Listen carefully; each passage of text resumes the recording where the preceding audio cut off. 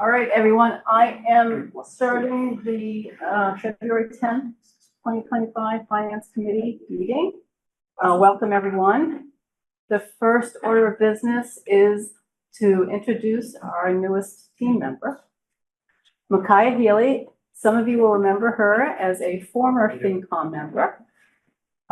She had to leave us because she moved out of town. It was our great loss, but we have her back in a different capacity, and I think we're very lucky to have her. Say hello, Micaiah. Thank you. Hello. It's so nice to see you, everybody. She is replacing Tara, who's hanging on and helping the transition, because Tara has, we talked about this on our first night. She's taken on a new job that has more responsibility during the day, and makes it harder for her to take these meetings at night and to deal with what has to be done right before our meeting. So welcome, Micaiah, and I'm thrilled to have you. Thank you. So what I'd like to do now is turn it over to the ACMi folks. As you know from the materials that have been sent to you, in addition to their ACMi's regular appropriation that they've been getting every year, this year we're $200,000. Yes. So I will turn it over to you to talk about why, what you're gonna do with it, and anything else, and then we'll open it up to John. So John Leone, most of you know me. Norm McLeod, our executive director. Norm's been the executive director since 2006. I've been the president since before that. So Norm and I, we've been running ACMi for 20 years, more or less. Up until this point in time, as you see each year, the last 2 or 3 years at least, on the town meeting budget, there's a fixed appropriation for ACMi. That comes from everybody's 5%. Whoever gets cable TV, there's a 5% fee on there.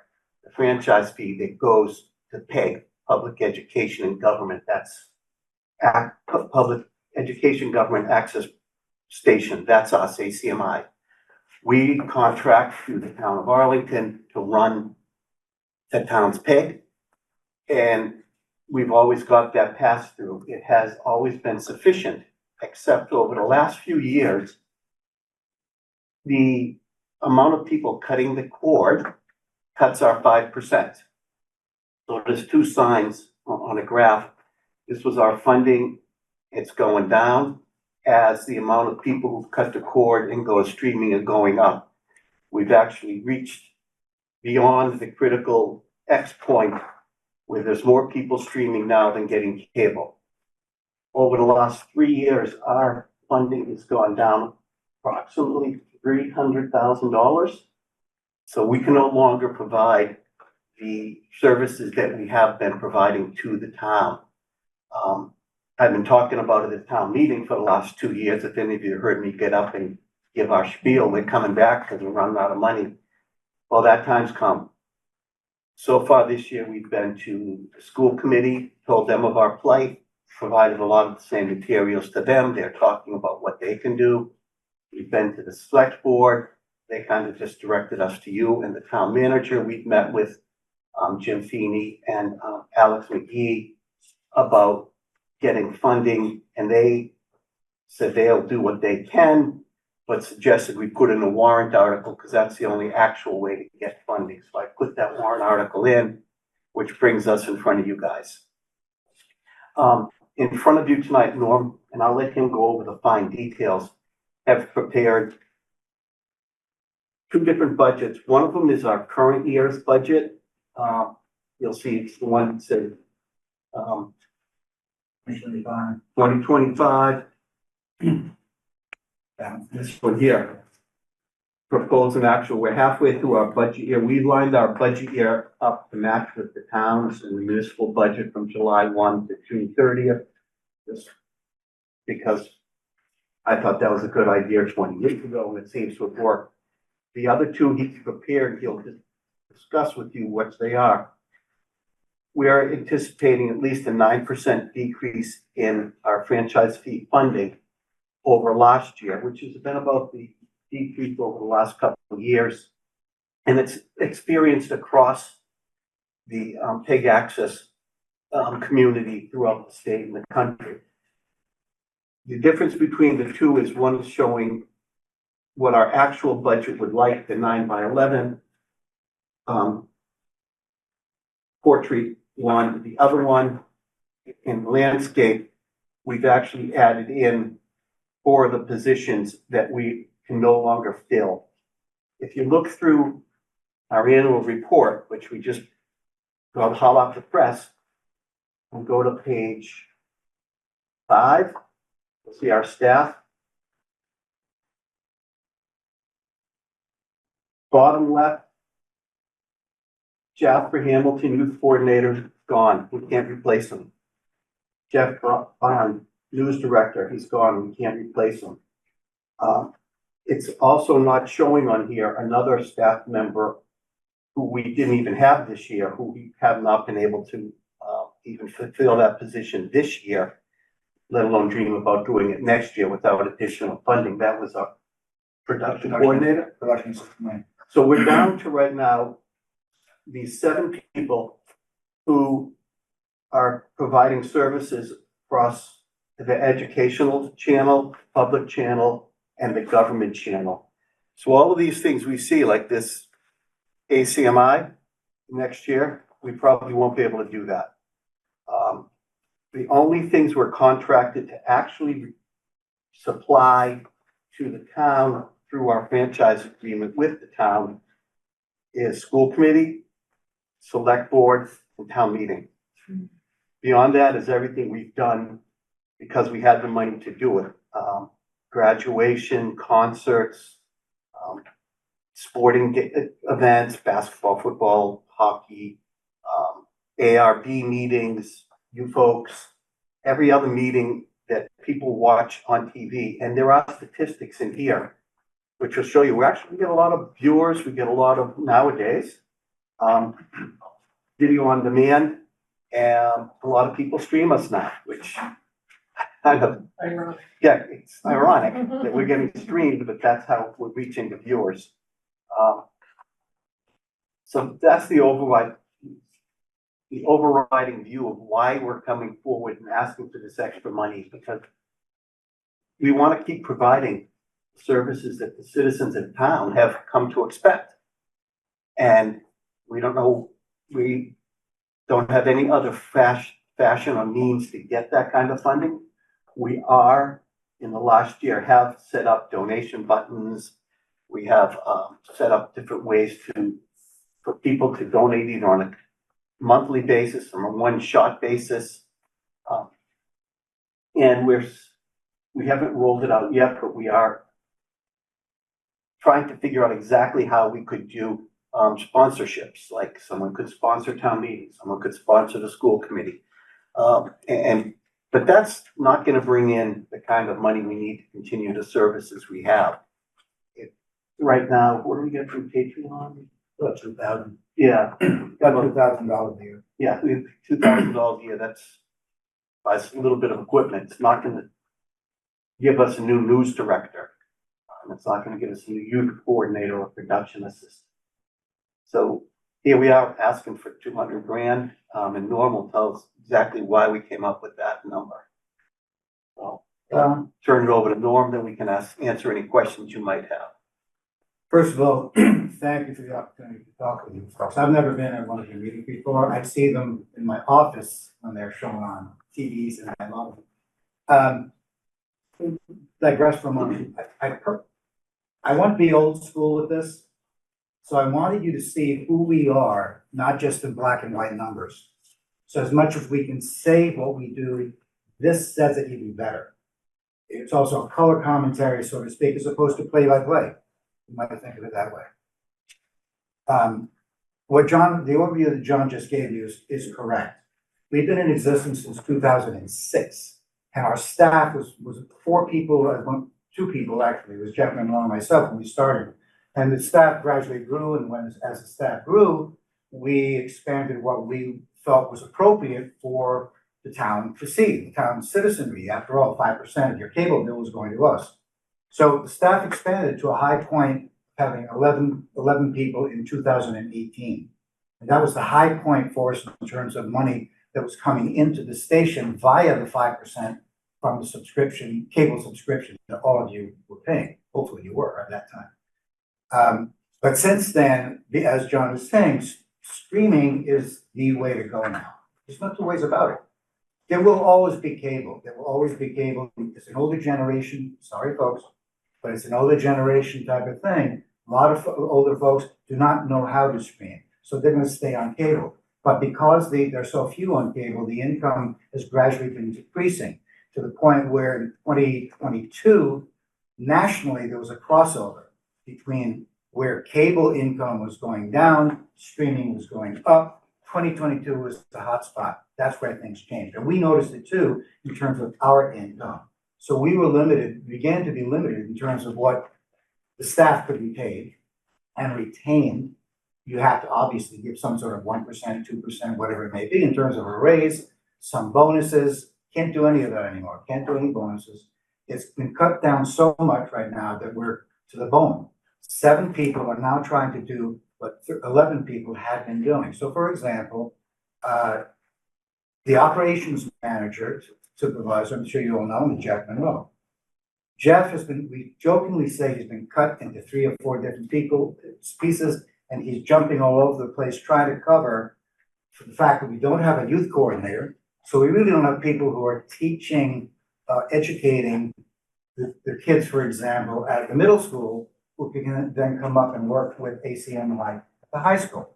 All the high school kids that we have right now who have been trained by ACMi are seniors. They're gone. We don't have a youth coordinator who can help them grow and learn about media, video, and editing, and podcasting, and everything else that we actually do at ACMi. So with a limited staff, I can say I can't hire a news director, so the staff, being the staff I have, and they're fabulous, they're doubling up. Jeff is tripling up. I have a communications manager who stepped in to take over for the news director who retired. But it's not sustainable. I mean, he's supposed to be part-time. Meanwhile, he's covering communications, doing this. He's responsible for this with Katie, who is also the production and media person. She's doubling up as well. It's not sustainable. Something's got to give.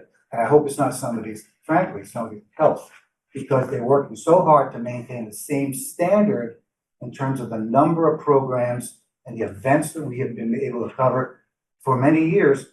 Jeff's trying to step up. James Milan is trying to step up. Katie's trying to step up. I'm sitting there trying to make sure that I can pay these folks. And by the same token, I have two other people in the station who are handling what your behind the scenes is going on right now. We have a $50,000 bought a $50,000 server that allows people to see us on Roku, go through the Roku process. It's a new server. We have, I'm sure Sean Key. He's the guy who's actually watching all of us right now. He's covering all the meetings. And it's good. He's able to do it. But he's the only one who's able to do all of these things on a regular basis on a full-time position. So what I'm saying is that when you're looking at these 3 budgets, there are 3. I was asked by Christine to provide what the current one is. And that's the first one you're looking at is July 1 through February 7. The big people is in the other day. And these are up-to-date numbers. And it's hard to project what the end of the year is going to be like, but that's where we are. The second budget that's in there, John mentioned, it was fiscal year 2026 budget overview. That's what I would normally present to you by the end of March, April. Every year, it's usually end of March, beginning of April. Put it together real quick with blocked numbers. In this case, because it was fast, and Christine asked me to do it fairly quickly, and I wanted to talk with you folks, I threw our entire budget in there for you, line by line, so you can see how we operate. So this budget overview through June 26 is what I would present to you for next year. If you notice, take a look down on page 3, it says payroll expense. There are a lot of zeros in there because I don't have anybody projected without assistance, without support from you for that $200,000. So, for example, Development coordinator, I never had one before, but we need it now. We need a development coordinator. We also need a news director, 0. We have a production assistant, 0. I did put it in this current budget year, 2025, but I couldn't find anybody, number one. And number two, I knew that eventually we're gonna have to find somebody on a more permanent basis than just part-time. High turnover with part-time people. And by the way, sidebar, the engineering and production coordinator assistant, our QuickBooks glitch. I cannot, and our bookkeeper cannot get rid of that line. We had somebody hired about that 4 years ago. I just can't get rid of the line. So ignore that, please. But the last one, youth program coordinator, 0. I cannot afford to hire one at this point. Now, that gets the bottom of the line there, ends up with a net income on page 4, $43,908. That's not saying too much about how to keep people working at ACMi for the future, looking to the future. You don't have any built salary increases? No, I have no built-in salary increases. All the figures that I have here, including the revenue, is based on that 9% cut from the previous year. So therefore, what I did was I took the operating income, transferred it over to my proposed budget, which is the third budget you have. And I know it says same thing, July 2025 through June 2026. So the income is the same, which is just saying it's been cut by 9%. The difference here would be in page 3, which would be payroll expense. And in that case, I have included the proposed salaries for a development coordinator, a news director, a production assistant, and yes, a youth program coordinator. Now, with the addition of those 4 people, we'll be getting back to the point where we're functioning much as we did when in 2018. That was our high point. And just in 2019-20, we were producing girls hockey, boys hockey, basketball, football. We had a guy who was really a workaholic. He ended up producing all sorts of sports. We don't have somebody like that right now. We don't have the money for him. And I don't have a youth coordinator who can train somebody, some of the students, to do sports production or theater production or Battle of the Bands production, or even perhaps the number of people we have available are now becoming strictly volunteers who are covering sports that you now currently see on ACMi. They're the moms and dads of the kids who are playing. When those kids go, let's be realistic, the parents are probably not going to say, I'll volunteer to cover sports. So we have no one in the future, a year from now or more, 2 years from now, who are able to teach the kids to shoot, to edit, to do podcasting, to do production, learn to be a director. And it's a shame because some of the kids that we've had in there, if you look at the annual report, there are 2 kids in there who are on their way to be possibly a Steven Spielberg. The other one has just been accepted as an assistant assignment editor at Channel 5 in Boston. We train well. We have people, the kids we train, some of them are down, one of them in Atlanta, there are 2 up in Maine right now, who are working at broadcast stations. One of the students in here is going to Ithaca College. And the people at Ithaca College know who we are. Because every time we send them something, they're blown away by what they know. And they oftentimes will say to the young person, tell you what, you could be a teaching assistant, you take care of this part of this class and I'll take care of the other part of that class.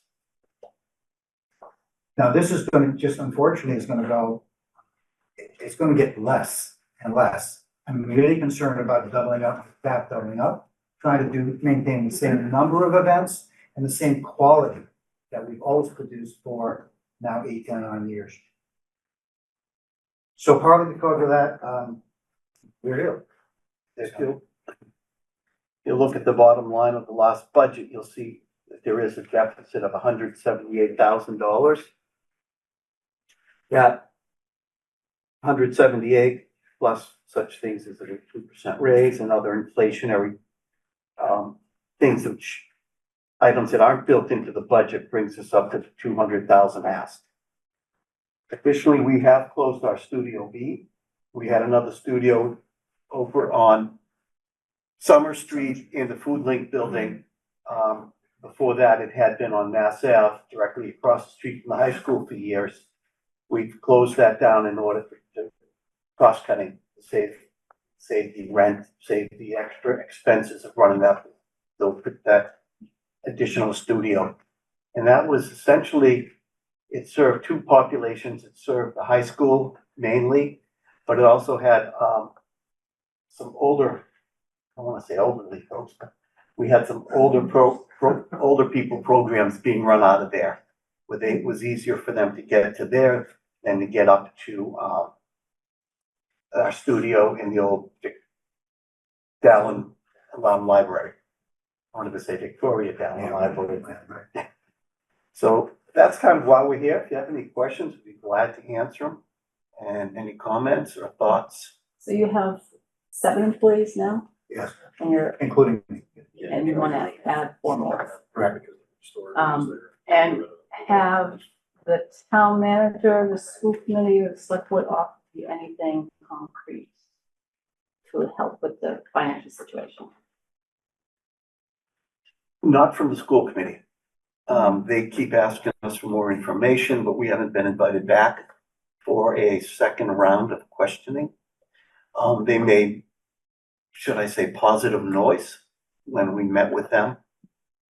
And we met once in person like this, and we've talked to Christy Allen Ampey is the head of their budget department or their budget committee.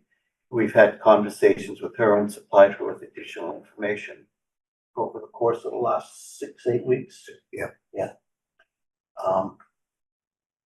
And Jim Feeney and Alex just basically say that they'd love to fund us, but it's in your hands. Think for the extra money, because he can't just pull money out of the air. And select board to 100, that what they, Excuse me? this is select board's position. Nothing. And what is the plan for the year after next? We just go 1 year at a time. We obviously would be back.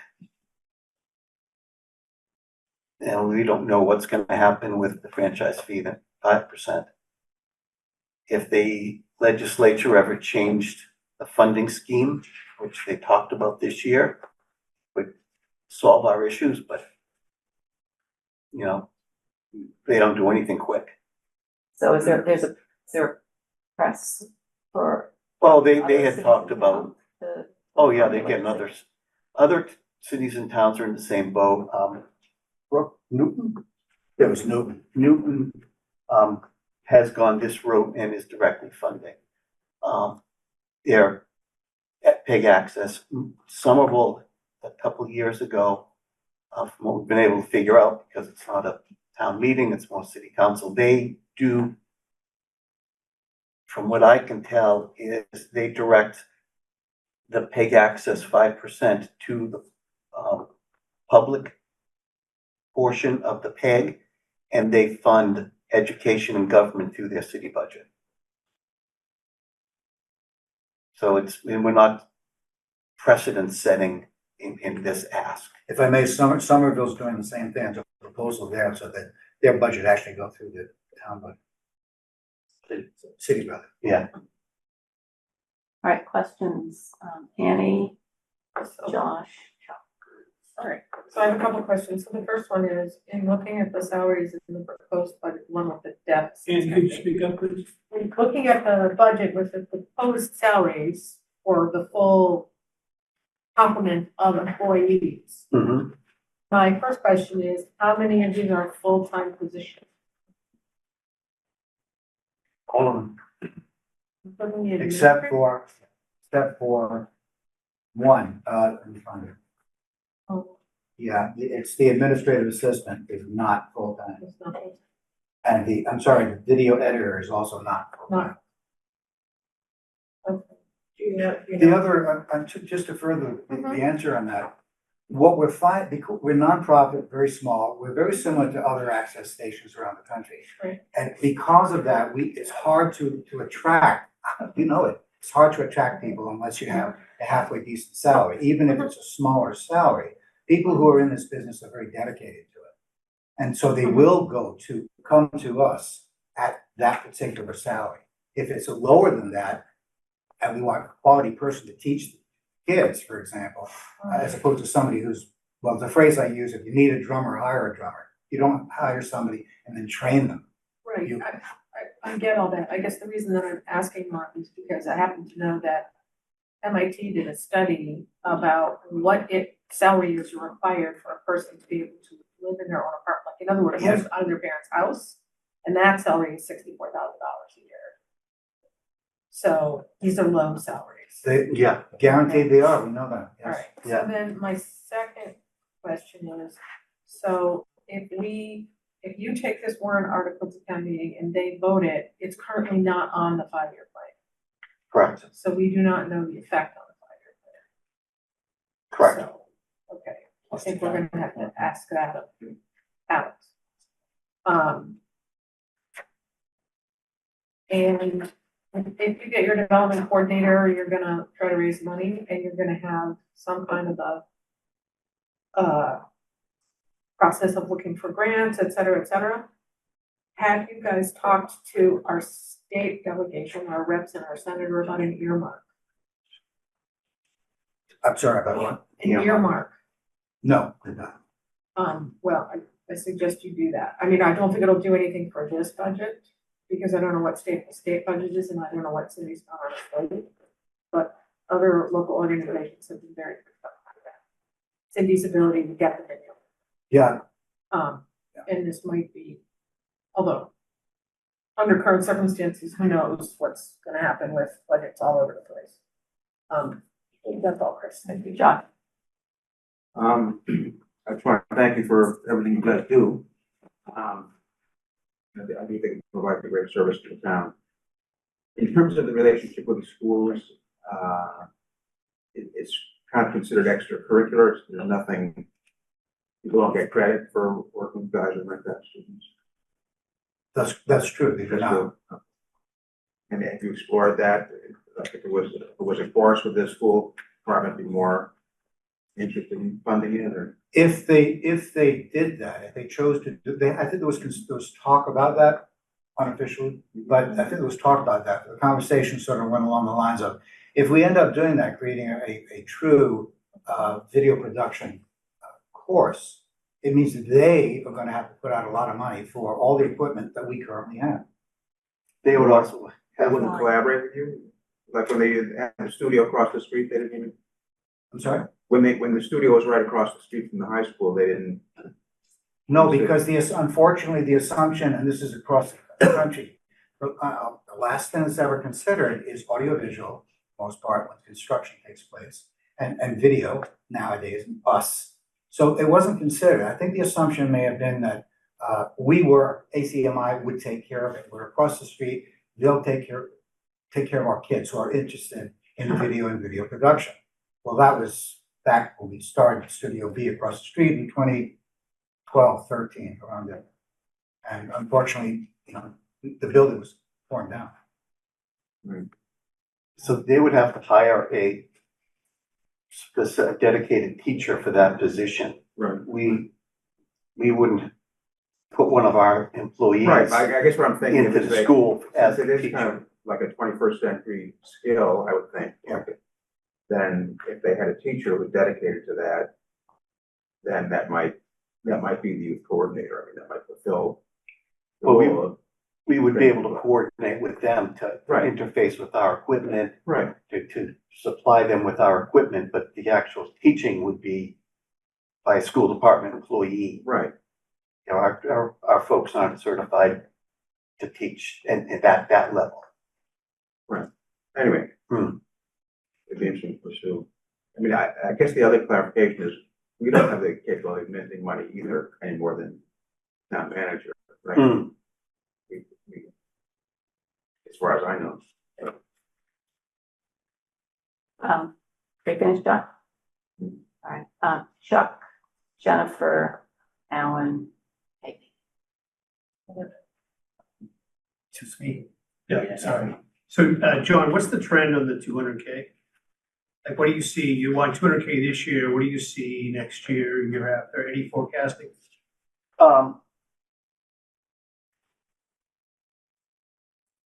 I don't know if it's going to have to increase next year because we're a little right now with 178, without inflation and, 2%. If we even give everyone a bump, I really wouldn't inflate trend out too many years.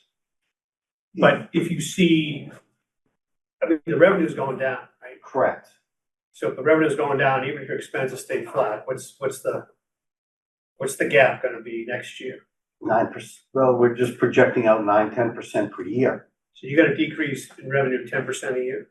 That's what it's been for the last several years. So next year it'll be 220. You go by that logic. The salary's constant. If you project we'll call it a grant, the grant from the town to increase with our decreased revenue, which I don't think is a sustainable or realistic projection, because you don't have unlimited funds either. We would have to find further cuts or trim salaries or trim positions until we're able to supplement in another manner. Right. But any supplementation we can do is, frankly, small money.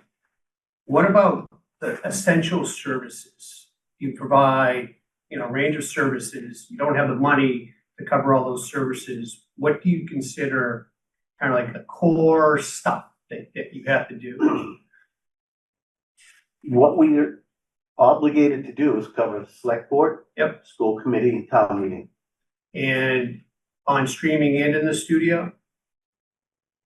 Live stream in? We just have to have cameras in those 3 meetings. Whether we stream it, whether we put it out over the cable network. But what you lose though is the production quality. I can stick it. Yeah. We can stick one camera in the middle of town meeting like we used to have in the old days. The guy standing in the back, and it was, frankly crappy. Mm-hmm. Now we have cameras all over the place. But though we need people to run those cameras, we have that studio in town hall that functions as a remote studio for town meeting, for the various other meetings, for the select board. And during all of our meetings that are there, we have someone sitting in there, doing like, okay, let's go to camera 3, let's go to camera 2, and those cameras are all remote now. In the future, if our revenue keeps decreasing, we're gonna lose that quality of production. But what if you did less but maintained the quality? So town meeting, school committee, and select board, are the obligated ones? That's where we're gonna end up. And so, But the citizens are used to, right, they're used to the whole pie, right. and now we're just gonna be able to give them a sliver. So how many, besides those 3, what's the total number of streaming events? Like you cover this, you cover the development board, what's the number? Right now, Yeah, Are you talking about currently, the current number of meetings for it? oh, it's in here? it's in there. Everything's in here. I just- Yeah. You go to government channel on page 21. That'll tell you how much we're covering. There's another aspect of this too, if I may. That as much as people are talking about set meetings, government meetings, town meeting in particular, it can take 2 to 3 days, 2 days to set up town meeting, and then it may take another day to break it down, have it reset again for Wednesday. Because it's always on Tuesday and Wednesday. Yep. Though that setup time for any production is taking time away from an employee, taking time to do that away from other activities that we have in the studio for the benefit of the rest. Right. So- No, I understand all that. Page 21, Chuck? Yeah, I'm looking at it. Yeah. So you got select board, school, and town meeting, so that's 3, so redevelopment board, finance committee, ZBA, TURP committee, all that stuff might have to go if you don't have the budget. Correct. And you'd save money by cutting that out. Well, we'd save money by cutting the staff that helps produce it. Right. Okay, and my last question, and how much does it cost to record this right now? Like you're recording finance committee, what's the unit cost of the meeting? Haven't figured that out. You haven't figured that out? No. But it's the back end cost of it too. There's fixed costs and then, yeah, Well, no, because we have to record it, but then, producer has to make it pretty yeah, and put it on the server and run the server And the cost of the server. and the cost of the cost of server. server, so And, yeah, a per event, you know, just like you're a wedding videographer, right? A per Yeah, yeah. event. we've frankly never had to figure that out.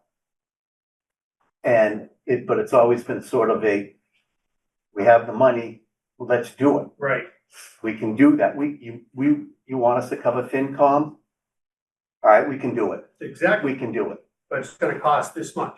Well, up to now, it's just been, sure, I know, yeah, well, times have changed. times have changed. So, the only way we have to figure it out now is by saying these is the staff we need to cover all of these items. Right. I'm not sure. I mean, those Well, I three have- meetings, they- those 3 meetings are 110 hours and you video you broadcast 300 hours. Hmm. I'm just suggesting that, you don't want people working 2 jobs, you don't want people working 3 jobs, so. Yeah, you burn them out, we'll Yeah. lose them. Jennifer? Yes, so, I think that ACMi is a public service and public good. So I do philosophically think that the public should support things that are public good. I do have some sort of suggestions, I think, in terms of when you go to town meeting. So one thing is just having a better understanding of what other towns are doing. This is a Mhm. phenomenon that we're not unique in, just a much better, clear idea of what all these other towns are doing. I also think you need to have a much better understanding of what this development person is going to do. So you're not going to get a good full-time person at 39,000 or 37,000, whatever it was, full-time, right? So I would, first of all, try to get maybe a better person part-time, but just have a much clearer idea. I have seen organizations hire development people who didn't know what they're doing, and that's just wasted money, right? So your story to town meeting should be part of this money is to hire a development person, and we think that we won't have to come back with as much of an ask next time because we've hired a development person. Right? That's ideally in the best possible world. But then you're not going to get a good person full time for that money. The other thing is we said a couple times that this didn't include sort of cost of living increases, but looking at these budgets, it seems very clear that there are cost of living increases in the budget. And so I'm just a little bit confused. So all the salaries are increased. There's various expenses that are increased. I'm just a little confused about the number that you're coming for, because it does seem like it's not 200,000. It might really be the only 170 something. It just like the numbers were all sort of nicely and gently increased from last year's budget. So it seems like those increases are in there. Yeah, you're right. Okay. You're right. The salaries, when I created this on Thursday to project, it was I gave everybody a 3% increase. Right. So Right. that's And why then the expenses are increased Correct. similar amounts, right? Right, and that's where we stand, but they're being realistic, it actually might not be 3%, depending upon, as John was saying, the other factors involved, the utilities, the insurance increases, whatever it may be, from year to year. I just think you can't go and say, oh, here I have these nice numbers for 175,000, but we don't need 200. That's just gonna look weird. Right, because then the 175 numbers are already including all those cost of living increases.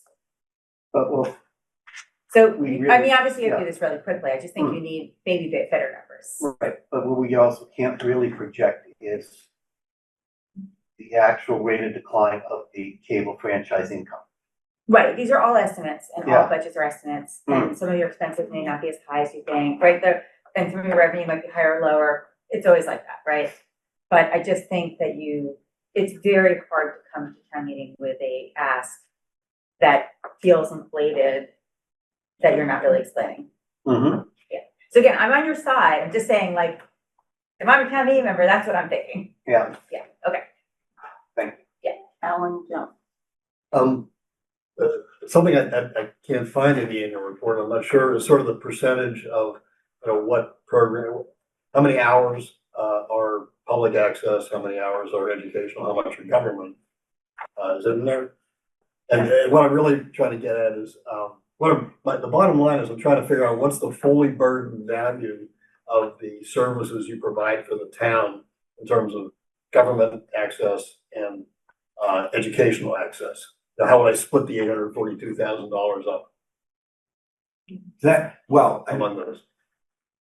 I know, it's Yeah, hard to do. it's a hard question to respond to. I'm not evading the question. The difficulty is, it is in here in terms of the numbers. If you want the numbers of hours, they're here.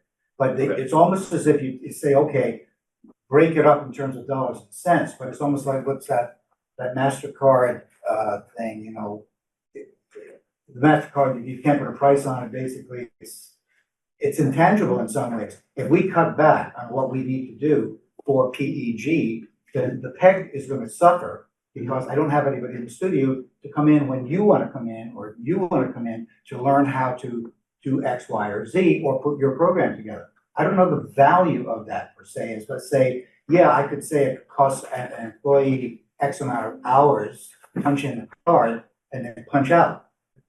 It's very difficult to say what that value really is. Okay, let me put it a different way. If the town had to hire somebody to record and broadcast town meeting, select board, and school committee, what would we have to pay for? You could be talking $10,000 to $20,000. If you have an outside production. The whole thing for the whole Yeah. year? Yeah, so if all of these meetings were covered, it could be easily $2,000 per meeting. Yeah. It depends on who you are and what quality you want. And so you'd have a truck pulling up outside this building. Yeah, well, that's more than 2,000 per meeting is more than 10 to 20,000. If I look at the number of meetings. Right, sure, Multiply by, okay. What I'm really trying to get is to town meeting is $200,000 a bargain for the services you're getting. Is there any other way to get the same? If you want those services, it's gonna cost you, and you're basically been getting it for free for a long time. But if you want those services, you're gonna pay, you may have to pay for them. And I wanna show that it's a bargain. That's really what I was trying to get at. Thank you. So you probably already, thank you, by the way, it was a very excellent presentation. And you've probably already thought of this, but have you approached the Minuteman School? I would think their students would want some of this training as well. We have two who just applied to us, yes. In fact, Sean Keane, the young man who's been with us for many years, who's covering these meetings, he came from Minuteman. So the answer is yes, that they're aware of us, we're aware of them. So we have two students who have just applied, and we're going to take them on as well. And is there have you considered an arrangement with them where some of the money could come from Minuteman? Go ahead. Again, we're talking about the high school, for example, if they want to set up a separate facility, and that maybe they want to save money, we'd have to negotiate with them with us, say, okay, you can use our facility, in that case, for your students. Who's training them is the question. That's a I think negotiation. we may be too remote from their facility. We know that students who come in from Emerson, and many of them do, there were several students who came in as interns from Tufts and Emerson, and two of them said, I can't do this. It takes me an hour or more on transportation to get to you guys. On the other hand, some of the students who come in from Emerson and Tufts want to come back even though they don't have to. They just want to come in and have the experience, hands-on experience, instead of going to Channel 5 perhaps and, running for coffee or running a copying machine. We went from camera behind the desk. Yeah, good, that's it. Anything to say? No, thank you. John? Yes, thank you. Thank you for the presentation. Thanks for all the services that you provide to the town. So my question is, you mentioned, the story about the kids going to Ithaca and getting great experience, and your training is actually being sought after, which is really great to hear. But I do wonder if that kind of falls under maybe the school's domain. The school, and it's funny, I just looked up in the courses that are offered at our high school, there is a multimedia production course. Students will create multimedia content, production-based production class, so on and so forth. I mean, they offer some great classes at Arlington High School, so this appears to be one of them. So, my question is, let's just say, as great as that program is, as great as it sounds, if you pushed all that to the school and let the school figure out, what kind of resources to invest in it, and then you focus exclusively on the town meeting, the FinCom, those kinds of things, what's going on right there, and, the resources that probably a lot of us have used on a regular basis when you go for a selected meeting on the web, or you pull up, one of these meetings on the internet. If you focus exclusively on that, could you do that? And if I get these numbers correctly, basically the salaries right now are $371. You want to go up to $571, give or take. I don't know, ballpark, that's what it is. For the $371, could you deliver the basic town services, the FinCom, the town meeting, et cetera? What's going on right here? Probably. Okay, Anything else, John? nothing. Charlie? Thank you, Christine. So, thanks very much for a great presentation. I have a question. I mean, I think the work that you do is, let me say, rich. In other words, there's a lot of very interesting things. But who watches it? In other words, is there one show where 1,000 people watch it and another show where only 2 people watch it? Do you have statistics on the viewership that could help you decide what's a useful cost and what is not? Yeah, part of it is in here.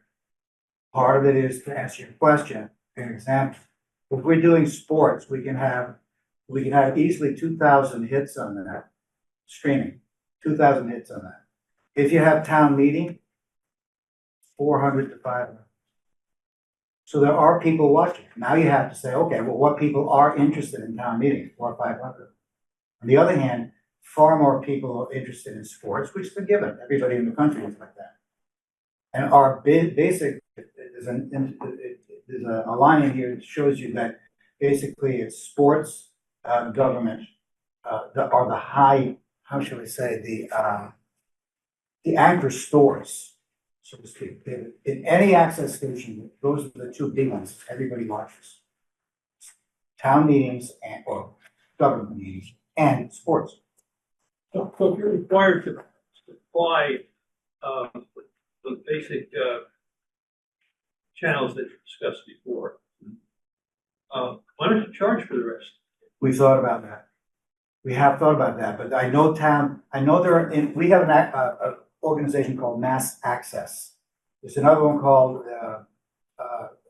Mass Community, American Community Access, Association for Media, I'm sorry, mixing this up. That's national. And what we found is there are stations that do charge.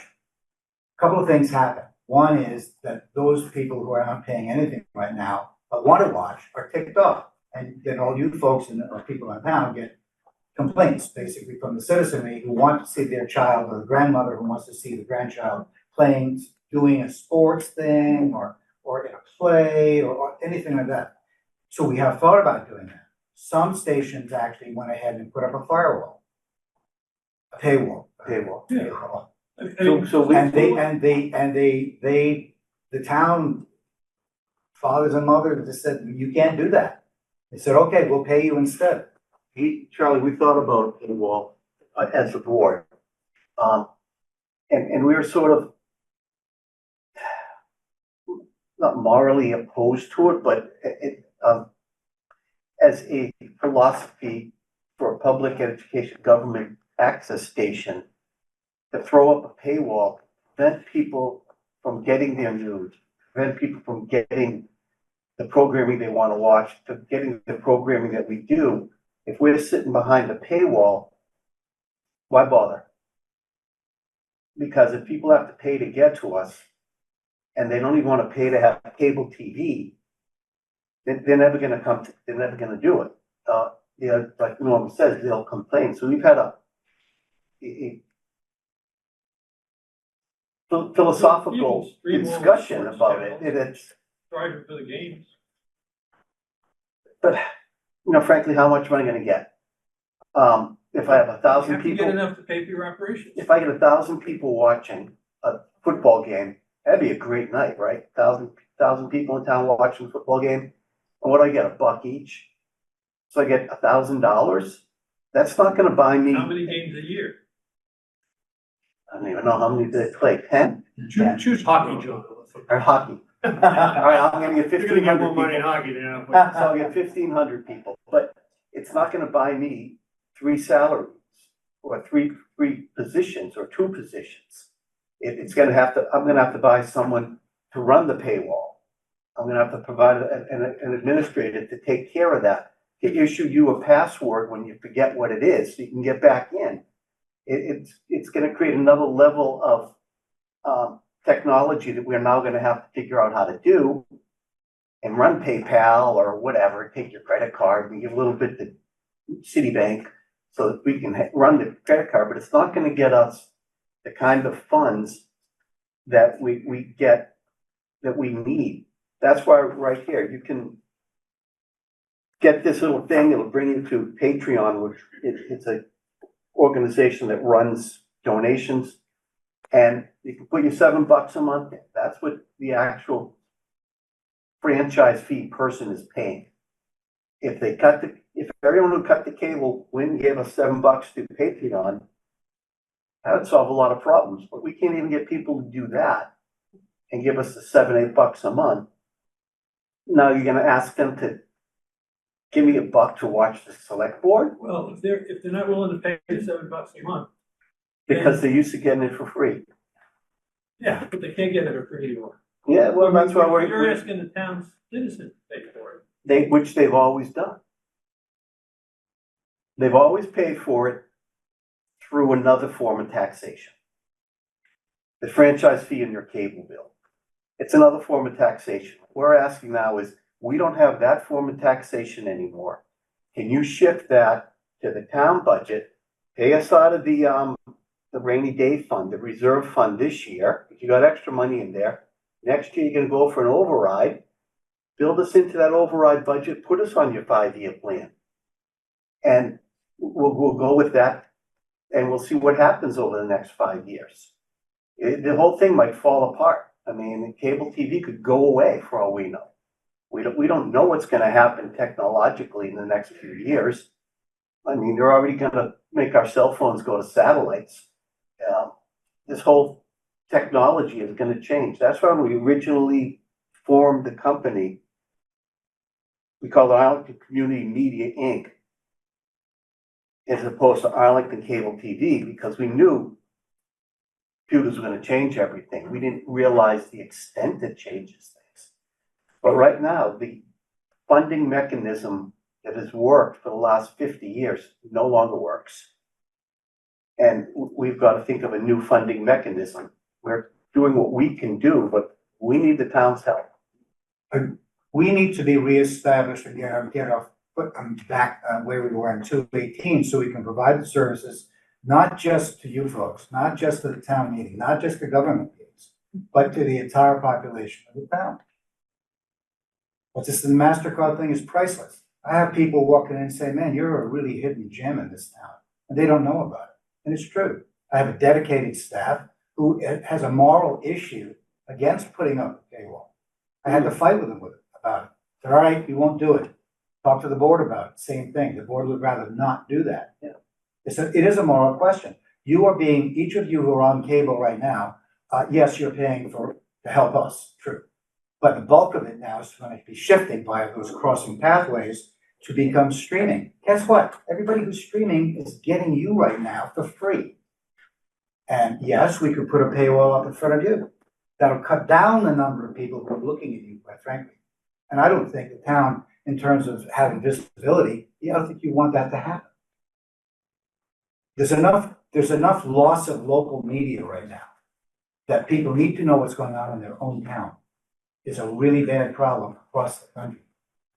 So I have just lost a dynamite news director. He was broadcast oriented for his entire career. nationally known, and he does a wonderful job. Everybody knows him, he knows he did a great job. I've now got a communications manager who says, I can't step in his shoes, but he's gonna try. Why? Because we really, in community access, believe in what we're doing. We know that we're providing a service, various services, not just for government, but for public as well. For those creative individuals who want to learn and create and do a program of they think is of value to the rest of the town. What we do for years has been for the entire town, not just a service we're providing to the government of the town.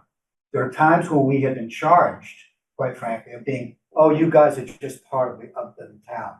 And I'm not even going to get into that argument. That's somebody who just says that with sour grapes. Okay, we have some more questions. Charles, are you, Carolyn? Okay, this is clearly long-range planning, rather than immediate situation. However, I've heard you mention multiple times that your location in Arlington Heights is, not serving the needs of your potential staff and or your seniors. No, we were supplementing that Studio A, we call it, the Victoria Down Library, with the Studio B, which we have cut. Right. So now everything's moved back up there. Right, and because of that, you're having a hard time getting interns or staff from the universities. And you're having, your seniors aren't interested in being over there as much. Let me clarify a little bit that. There's two different things in there. In the course of this conversation, we mentioned all of what you just mentioned. Right. It's true. The senior citizen, senior citizen that we believe in the middle of the winter, there are senior citizens out there who cannot watch it, who cannot understand part. That's part of our function. All right. That's what I meant. It's not that they can't go up to the main, main. Okay. Okay, in fact, I think, I can't remember his name, an individual was part of your Arlington, knew about us, but he didn't really know about us. He brought a whole bunch of the senior citizens up to our news department, our news department on a Thursday when we were reporting news. And he was blown away by it. He couldn't believe that we had that capability. People don't know what we are. That's why I'm giving you this, right? The other part of it was, Studio B was on Summer Street. It was in the basement of Foodland. Beautiful little studio. We actually didn't have to put a lot of money into it because they did a marvelous job. So we built it out, but we still couldn't afford that rent. So unfortunately, the students who now instead of going across the street to our former Studio B from many years ago, which is now an apartment building, they were going to our Studio B, but we lost that capability. They lost that capability simply because we didn't have the money. I'm just wondering if we're renovating Fox and the town is using that land in the Heights, do we want to be moving ACMi eventually down to the Fox site, which makes it easier for people to reach the studio from the subway system? And it makes it easier for the high school kids to get there as well. It also makes it easier to transfer equipment from place to place.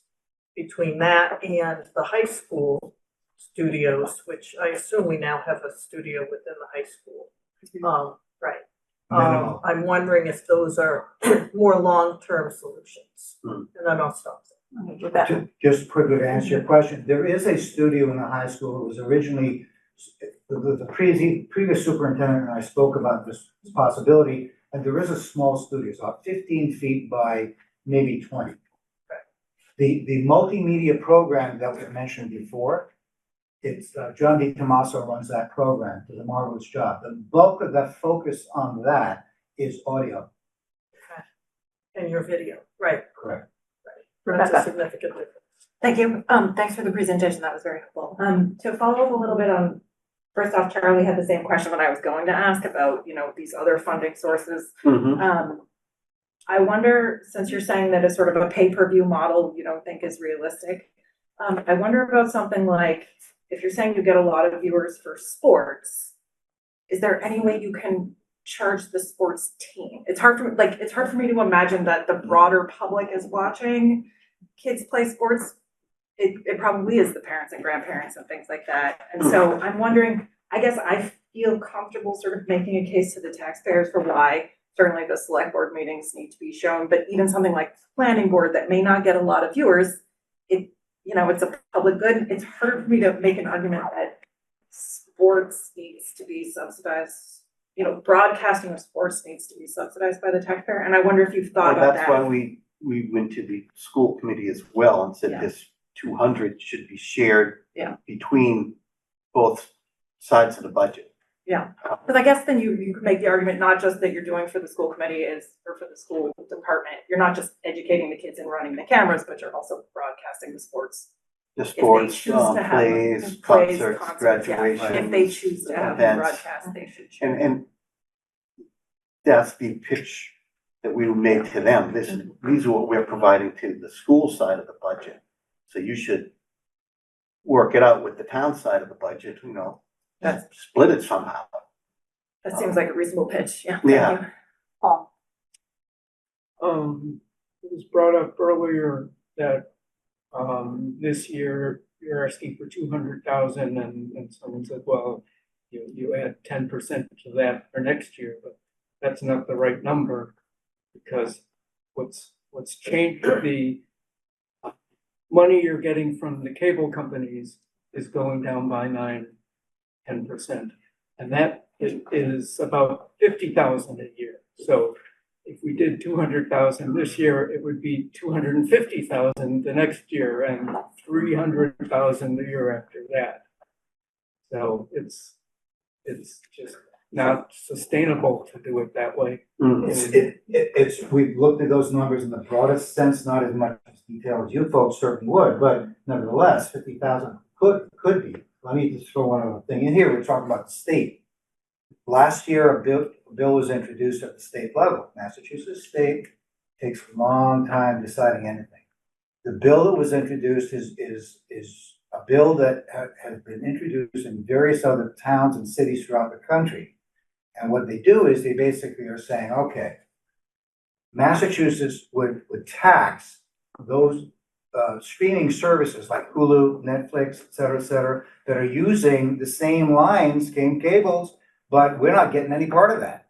No cables, no access station is getting a part of that.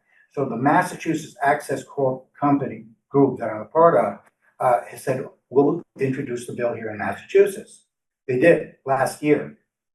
I had Sandy Pooler, former town manager, writing a letter. I talked to the senators, Republicans. Everybody was talking to everybody to try and push this through at the state level. It almost came to the point where they would approve it. Now, if they approved it, what would it mean?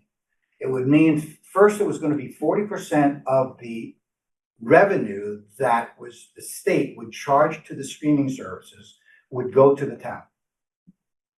40% would go to the community access station, and 20% would go to the state. Everybody wins, right? Well, obviously the streaming services didn't let us know, or not let anybody know what their revenue really is. So we can't project what they will give us. The estimates could be substantial throughout the state of Massachusetts. I don't know what the breakdown would be depending on the population here in Arlington. I don't know what that breakdown would be. I have no idea. So the decision was made to change the bill last year before summer to make it 100% would go through the town and directly to the access station. That's a lot of money.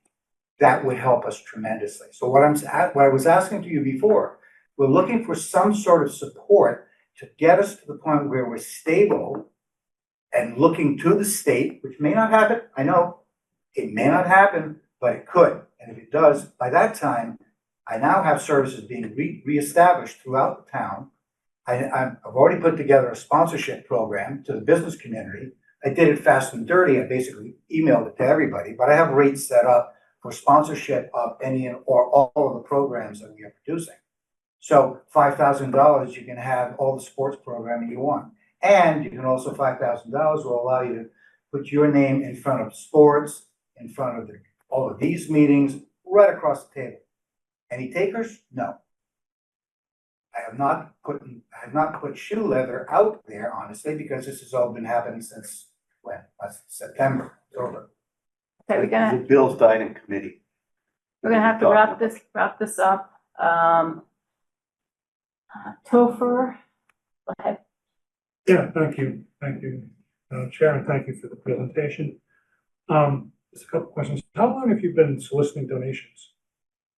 In the 18 years that we've been in existence, we only began this about 8 months ago, 6 Okay. months ago. Yeah, That's what I was gonna we've say. never had, never had. Right, no, I mean, I've seen the notice in the tax bill. Yeah. This Yeah, that is was the our- first I knew about this particular, you could just do a monthly payment. Yeah, the tax bill, the insert in the water bill, because we went to Jim Feeney last year, said, hey, and at that point it was too late, the budgets were already set in stone. We said, I can do is give you I can do an insert in the water bills. So we had to get that together and print it and give it to them to insert for us. No, it's just Yeah. asking because it's fairly new. It is. And, It is. more awareness and more public, and will be one measure of how much of a public good people think it is, based on what they can afford. The other question I had is, I think the town manager said that there was some potential for you to have your Studio A rent, basically eliminated. Yeah, So that's a yeah, possibility. our rent is about 40,000. 45. 45, yeah. But I mean, that's Yeah. really a quarter, Doesn't something help. we're asking. Yeah, But we don't know what that is. All right, thank that you. would start next fiscal year. All right, so anyone who has not asked a question yet wants to ask. Brand. Brant, go ahead. You're muted. You're muted. You're muted, Grant. I know, I had to press the button. Thank you, Madam Chair. Hi, question about, I guess, the distinction between donations and advertising? Yeah. Well, Can you- donation is strictly, I logged on to Patreon and I give my $7 a month. I'm just being a good general citizen.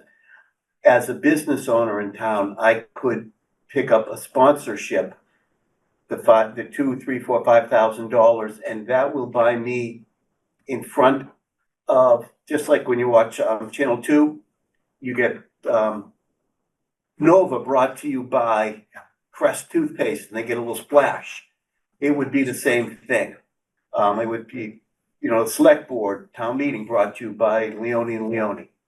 Or, So sponsored and advertisement is sort of the same thing. If business wanted to run an advertisement, they would get a yeah, sponsorship. right, well, that in public media, we call it sponsorship. No, I understand, Or right. Thank you. underwriting. Yeah, thank you for the distinction. Yeah, but we're just learning how to do that. We figured it out from the back end. Okay, thank you. That's it. All right, Yeah. very quickly, very brief questions. Annie, Josh, and Paul. So, I guess it's not really a question, but again, it's a suggestion. I mean, how much money have you raised from donations? Do you know? Since September. No, we didn't get anything in April through the buck split that went into Yeah. the bill. In fact, my comment is in here also about that. With sponsorship, that was only went out in October. But she's asking how much money have you How raised? much have you raised to date? It could be Donations. 2,000 plus all the donations, it could be close to $33,000, something like that. Okay. It's like 8,000. We That's should, it. we I'm should, talking about sponsorship. Oh. Yeah. okay, we should talk. All right, Josh, So we'll talk after about how you might approach this, but I think what you're looking for from us is bridge money. And that you need a plan for how you're gonna become less dependent on that bridge money. And I think you have more capacity to raise money and get grant money than you did. So we should talk about how you are. Want to join the board? Sure. Josh, You're on. What I need is. Josh, and then Paul, and then we have to wrap up. In Josh. terms of the old model of the 5% or whatever on cable fees, was that of the whole cable bill or some portion of it? That was on the cable television portion, Right, so not on if- your, If you put that same kind of thing on just the internet, well, that was That was the House bill. That was the bill that was before the legislature last year that they waffled about, cutting it up, but then it died in committee. That would make the most sense to me, just providing that same service. Across the board. So Yep. the 5% franchise fee is FCC mandated. So they can't argue about it. And I guess the other thing I'll just point out is that I've been involved in producing a show at ACMi, and I also play tennis in town. And not all of us pay for every service that we use here. Some of us got kids, some of us don't. I think this is a really valuable service. I don't know how many people actually watch in addition to the web users, but I hope we can find a way to stay as rich as it is. All right, last question, Paul. Can you put together for us what it would cost to do nothing except select board, town meeting, school committee? You don't need a news director, you don't need youth, whatever, just what is the minimum you need to function? We can do that. I think that'd be a little- You can send it to my way and I'll make sure. All right, we have to. Hopefully it'll open. Yeah. All right, so we have to wrap up. Thank you very much. Thank you all. Can I say one last thing? Okay. The very last, I said this at the, I believe it was the school committee. Many years ago, when I was going for a master's degree in television production at Syracuse University, there was a unit manager came up from NBC, and I'm saying this because he said, a very good piece of advice. I think it's very true. I carried this on my staff. In any organization, whatever it may be, you need four things. You need people, facilities, time, and money. And we call it habitat. At work, people, facilities, time, and money. And the most important thing, the very first thing, is the right people. I mean, be very careful about who I hire because I need the enthusiasm, I need the excitement, I need to work at it. I've had that over many, many years. The facilities, we're top-notch facilities, even Channel 5 and one of the Jorge Quiroga came in and said, gee, you guys have better equipment than we do. But we have to keep it up to date. If we're training kids, they have to go out into the broadcast world. They have to have the same equipment that we have.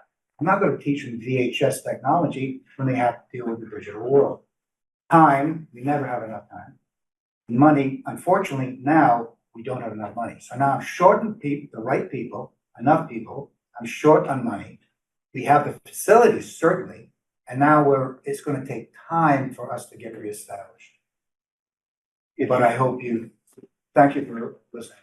And we'd love for any and all of you to just come up and visit the studio, see what we actually have, what we do. If you haven't been up there, ring the buzzer and they'll let you in. Please read this. You'll be here. Thank you. Thank you. Thank you all. All right, budgets. David, you have a budget. Yes, I do. Yeah. I said last time we met that I was finished on my budgets, and on my way home, I realized that wasn't an untruth. I realized that the legal budget I had skipped. So, I actually turn to page 58, 59. Legal budget.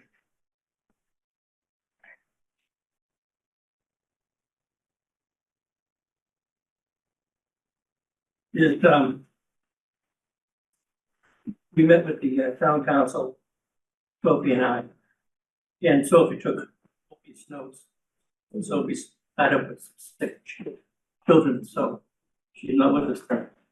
There's not a lot of change in the budget except salary. We're going to increase the salaries. What we did discuss on line legal expenses, we, and Sophie and I both asked that perhaps maybe they could break down the legal expenses a little like the other budgets.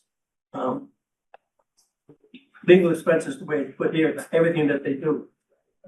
So we asked that the next year's budget process that they break that out a little bit. See where they're spending, like office supplies, dues, anything that they want.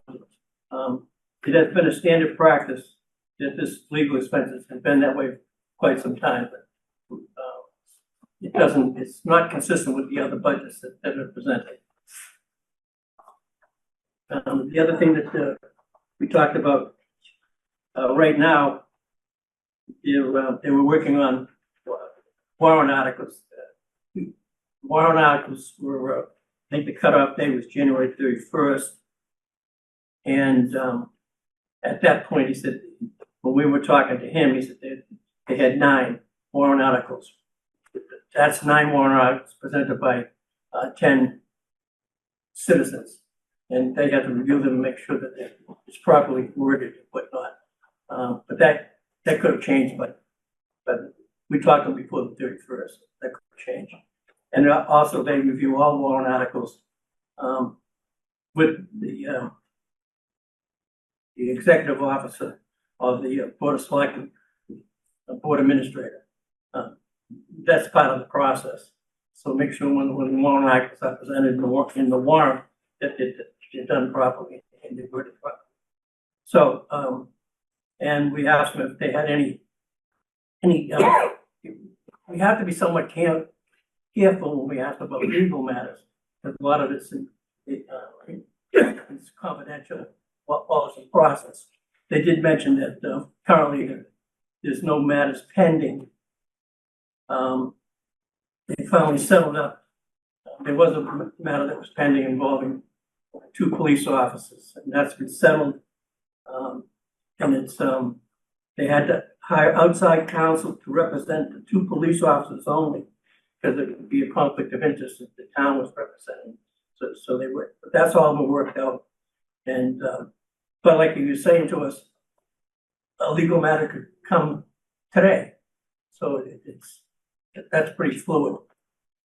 So with that having said, I'm gonna make a proposal that we present the legal taxation total of $538,649. There's a second. Second. David, historically, most of legal expenses have been outside legal counsel. Do you know whether Yes. there's anything substantial other than that? Sorry, Do you know, other than outside counsel, is there any other big expense that falls within legal services, that line item, to your knowledge? not that I know of, and I don't think so. I think it's the standard. Yeah. What we see in other expenses that's broken down. But you're right, it's outside counsel. They do hire outside counsel pertaining to certain matters, such as the legal matter involving the police a couple of years ago. All right, questions? John? Would contract negotiations, like going into like arbitration, would that fall under these legal services, or does that get? Well, it's funny, found out in a it's different funny you way? mention it. It used to. Right. But they do it differently now. The town hires, with the town side negotiates 6 by units. Yeah. We're not talking about the school, so. Okay. And they now hire outside labor counsel for that. It used to be town council used to do it. Yeah. But that's long gone by. So to answer your question, that's done through the manager's office. So the labor council you just mentioned is in the management budget? Well, when this negotiate, yes, Got it. let's go. And I know they hire one. I think they have one on retainer now. Okay. But it's through the manager's office.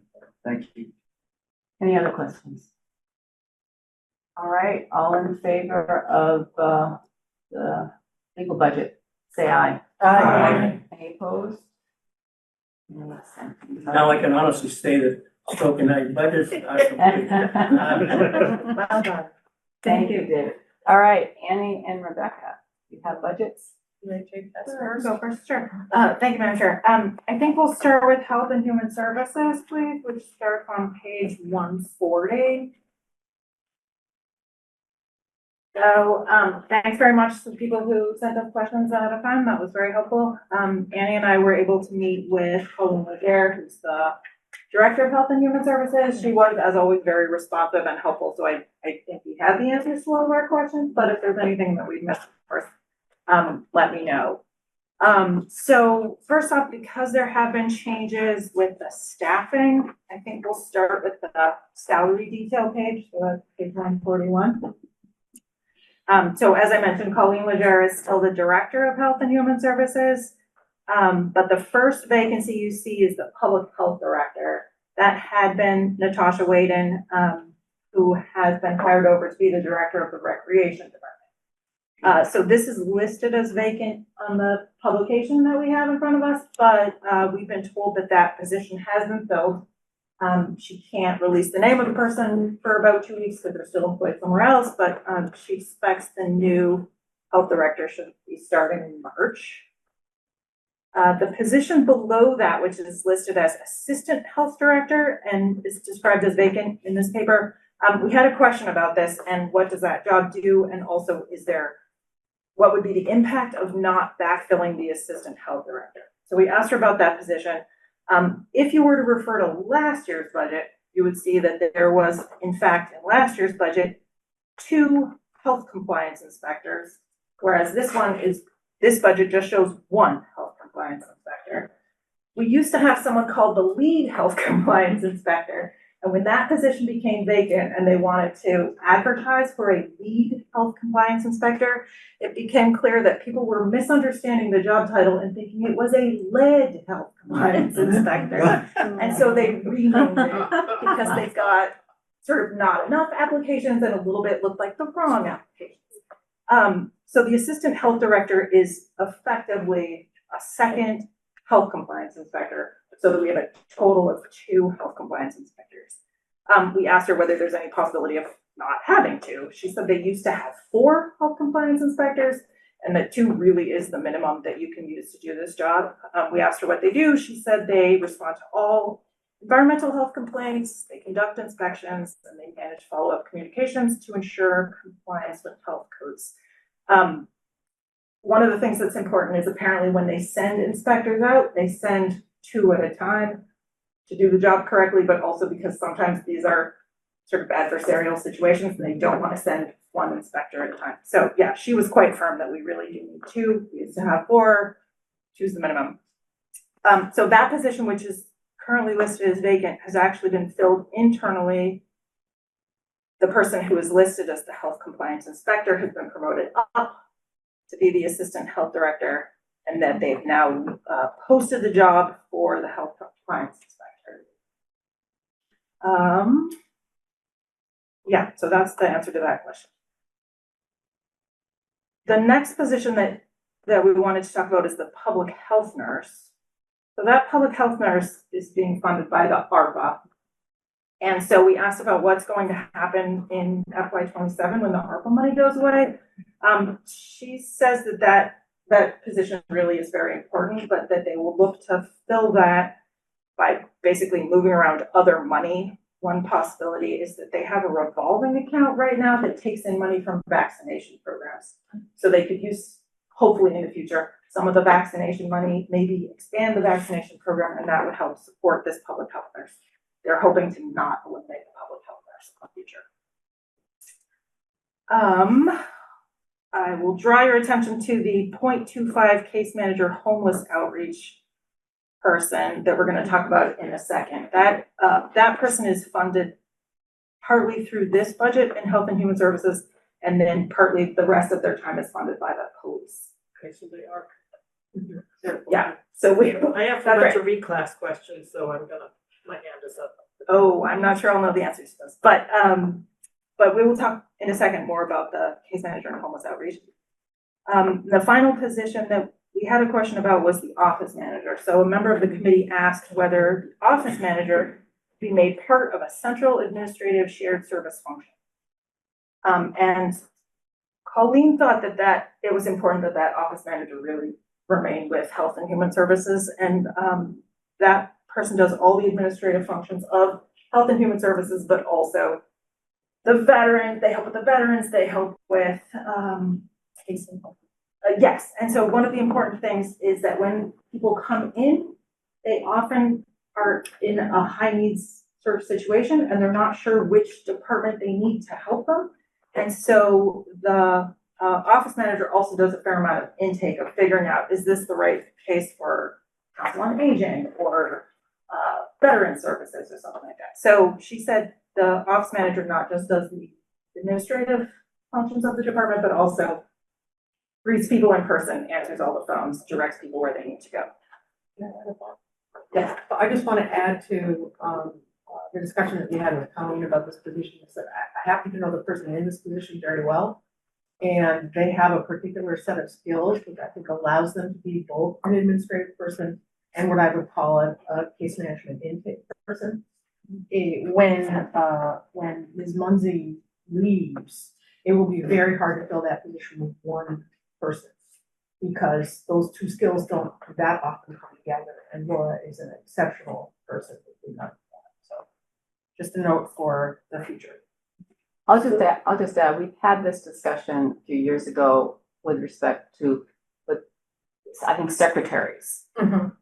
When we each looked into the department individually, we realized that a secretary for this department was very different than a secretary over here. That was very different than a secretary over here. Yep. It's just a title, inartful in many cases, and to have.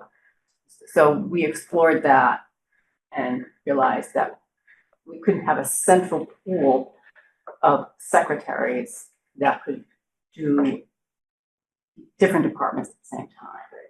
That was certainly Colleen's position.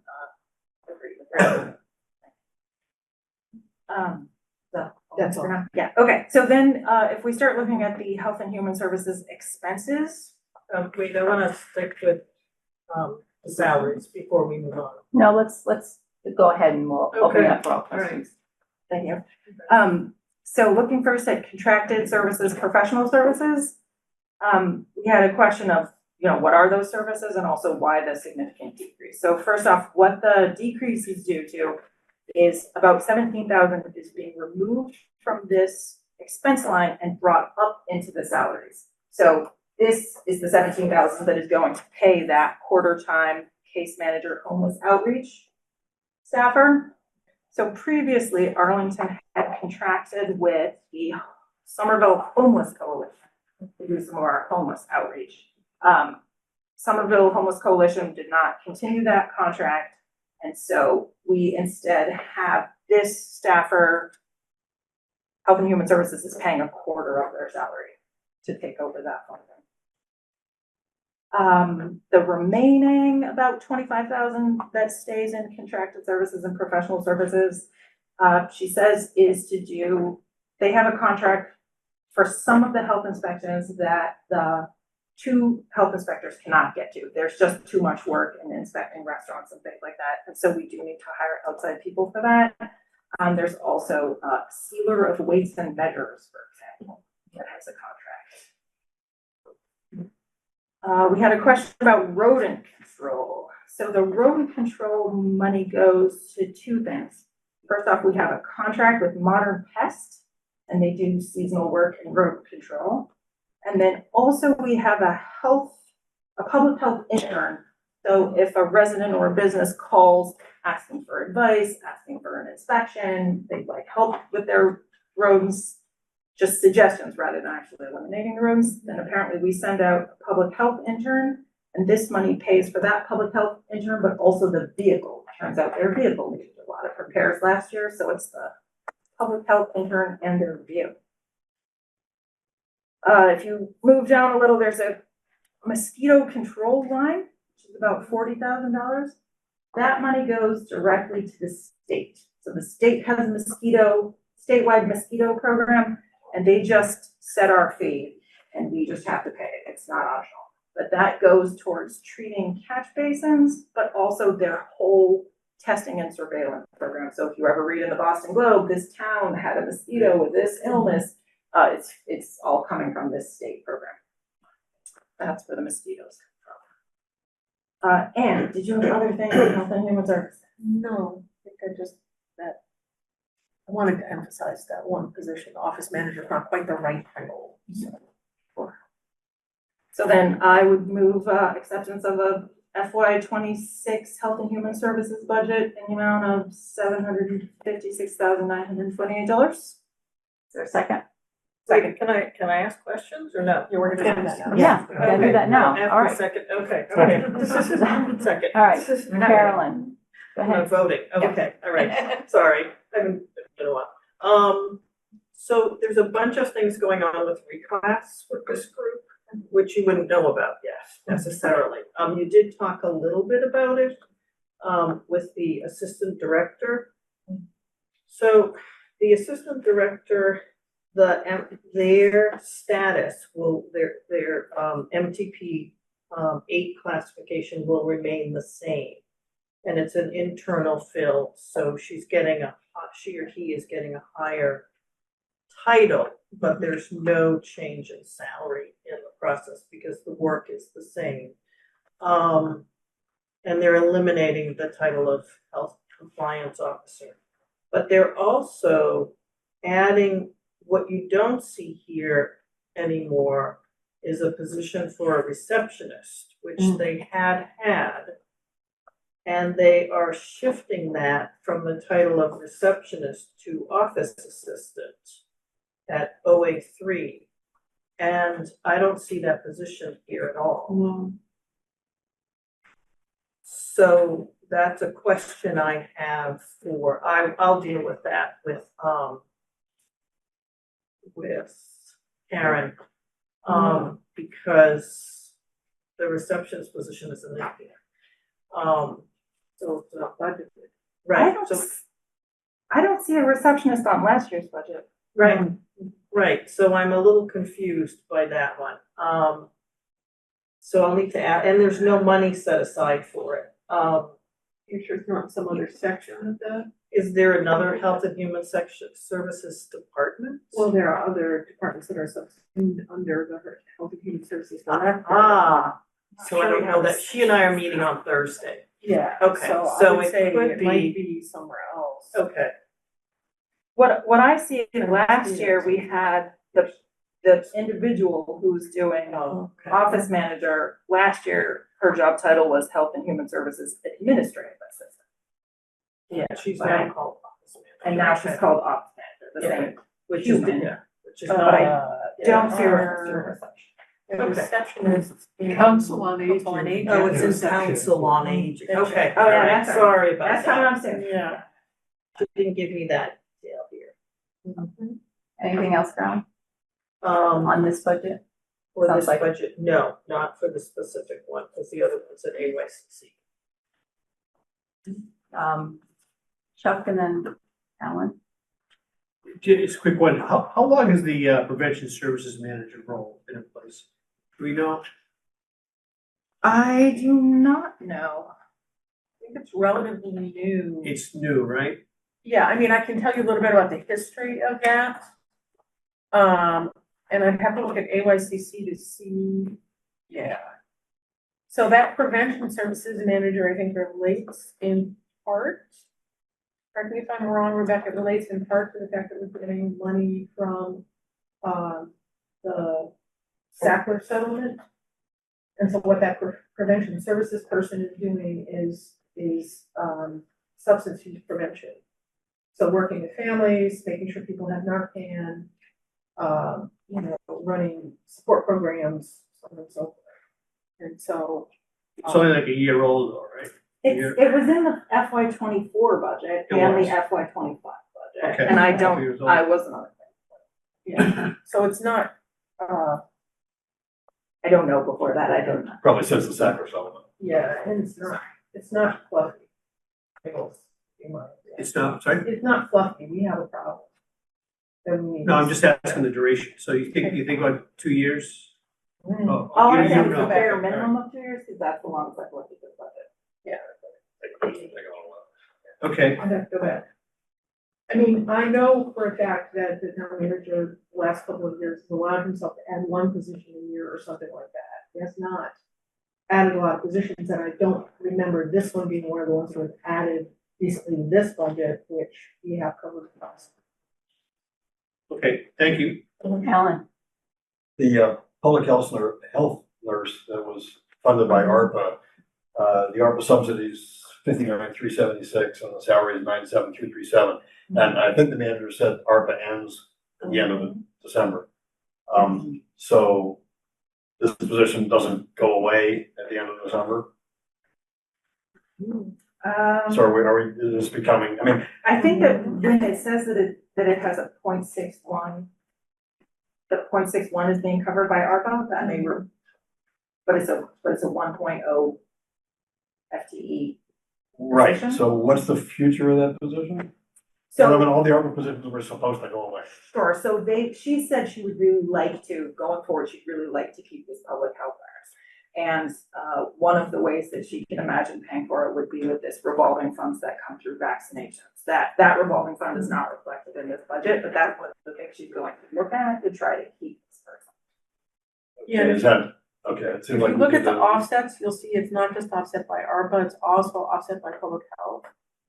So there must be some additional offset in there, in addition to ARPA money. Well, the offset's less than the total salary. Yes. So I was just figuring maybe that was ended in December and that's where the. That may be. So, you know, I guess we need to look into the numbers of the revolving fund and, you know, frankly, justify that position to continue. For the next year. Yeah, I mean, I would like to keep it, isn't quite enough.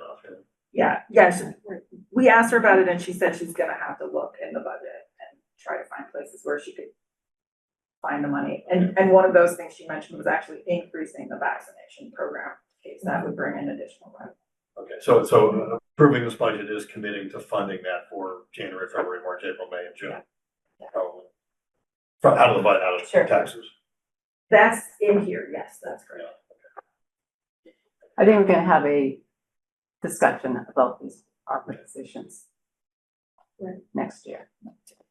Yeah, We've made it clear. right, we'll have to be a little tough on it. Yeah, If they don't have another source of income that is non-taxation. right.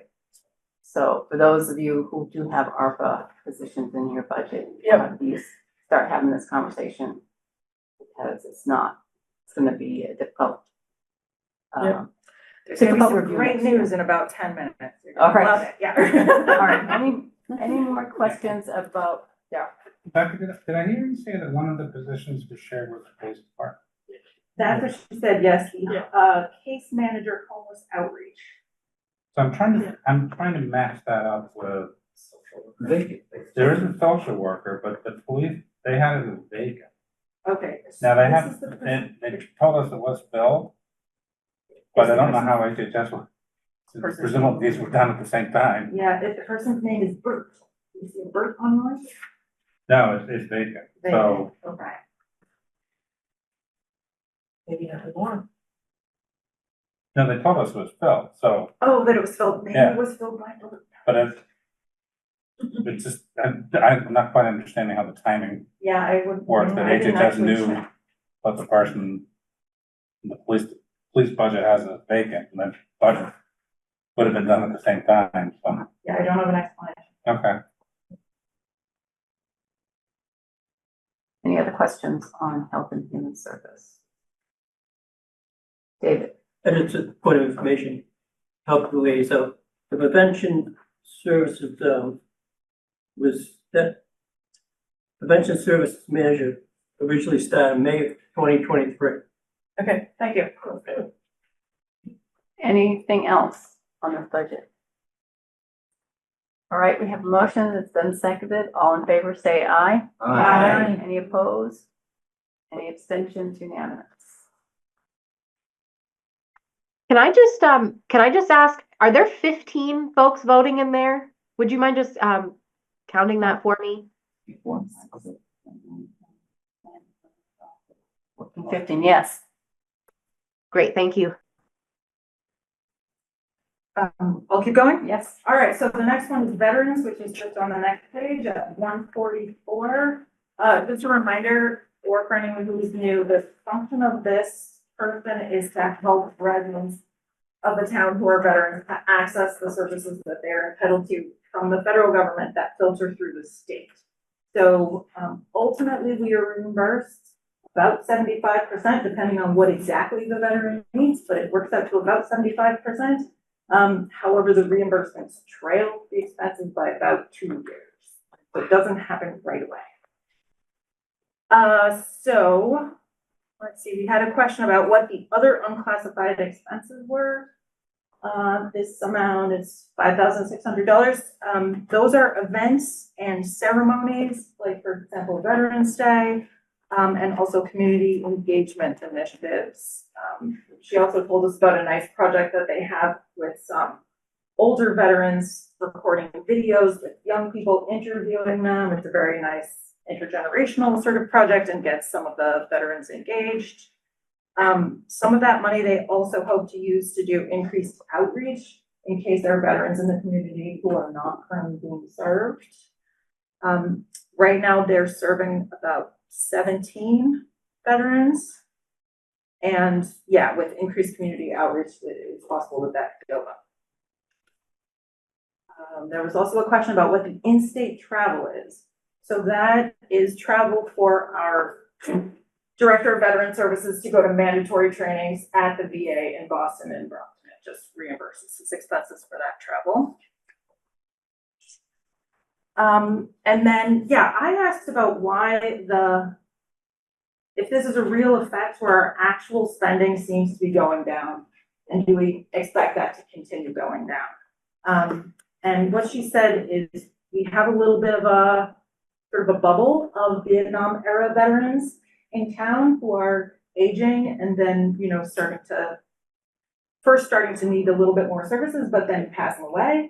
And that population of veterans is not being replaced by younger veterans, because we are such an expensive town that younger veterans are less likely to move in because it's just expensive to live here. So she said they are seeing a decline in the number of veterans that we serve, but the actual amount that we spend is very dependent on the particular needs of that veteran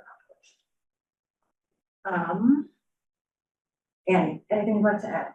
Just that I believe that we are required to have a Veterans Services officer by law. But that there have been times in the past when the possibility of sharing with another town has been discussed. So if we see a drop in our veteran population, that might be a possible revisit. But we can't not have available someone to provide those services as long as, I don't know, I guess as long as we have a veteran living in town. So. Give them all. So I would move acceptance of the FY 26 budget for veterans in the amount of $338,625. Second. Questions? Which of these expenses is reimbursed by the federal government through the state? So that's the large expense, which is the veterans aid and assistance. That's the money that goes actually directly to the veterans. So the things like the $5,600 for otherwise unclassified expenses is not mandatory that we do.